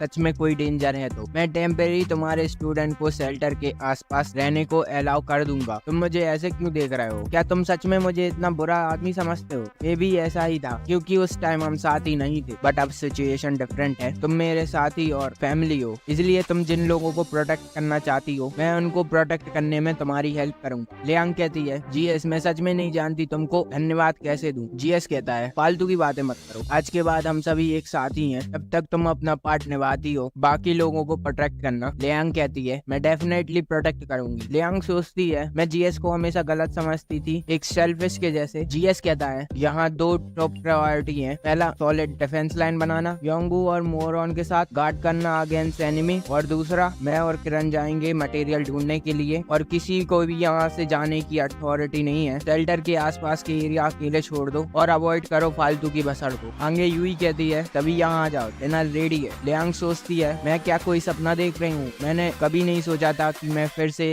ऐसा खाना खा पाऊंगी। शिनशिन कहती है ऐसा लग रहा है टीचर लियांग सच में काफी हंग्री है। लियांग जल्दी जल्दी खाने लगती है और फिर उसका पेट दर्द करने लगता है। फिर यूई लियांग को यहाँ लाती है और कहती है इट्स ओके, रेस्ट करो फिर आप ठीक हो जाओ। लियांग कहती है दरअसल ये सच में काफी अच्छा लग रहा है। तो गाइस वीडियो में बस इतना ही। ऐसी ही एक्सप्लेन वीडियो देखने के लिए चैनल को सब्सक्राइब कीजिए। तो मिलते हैं नेक्स्ट वीडियो में।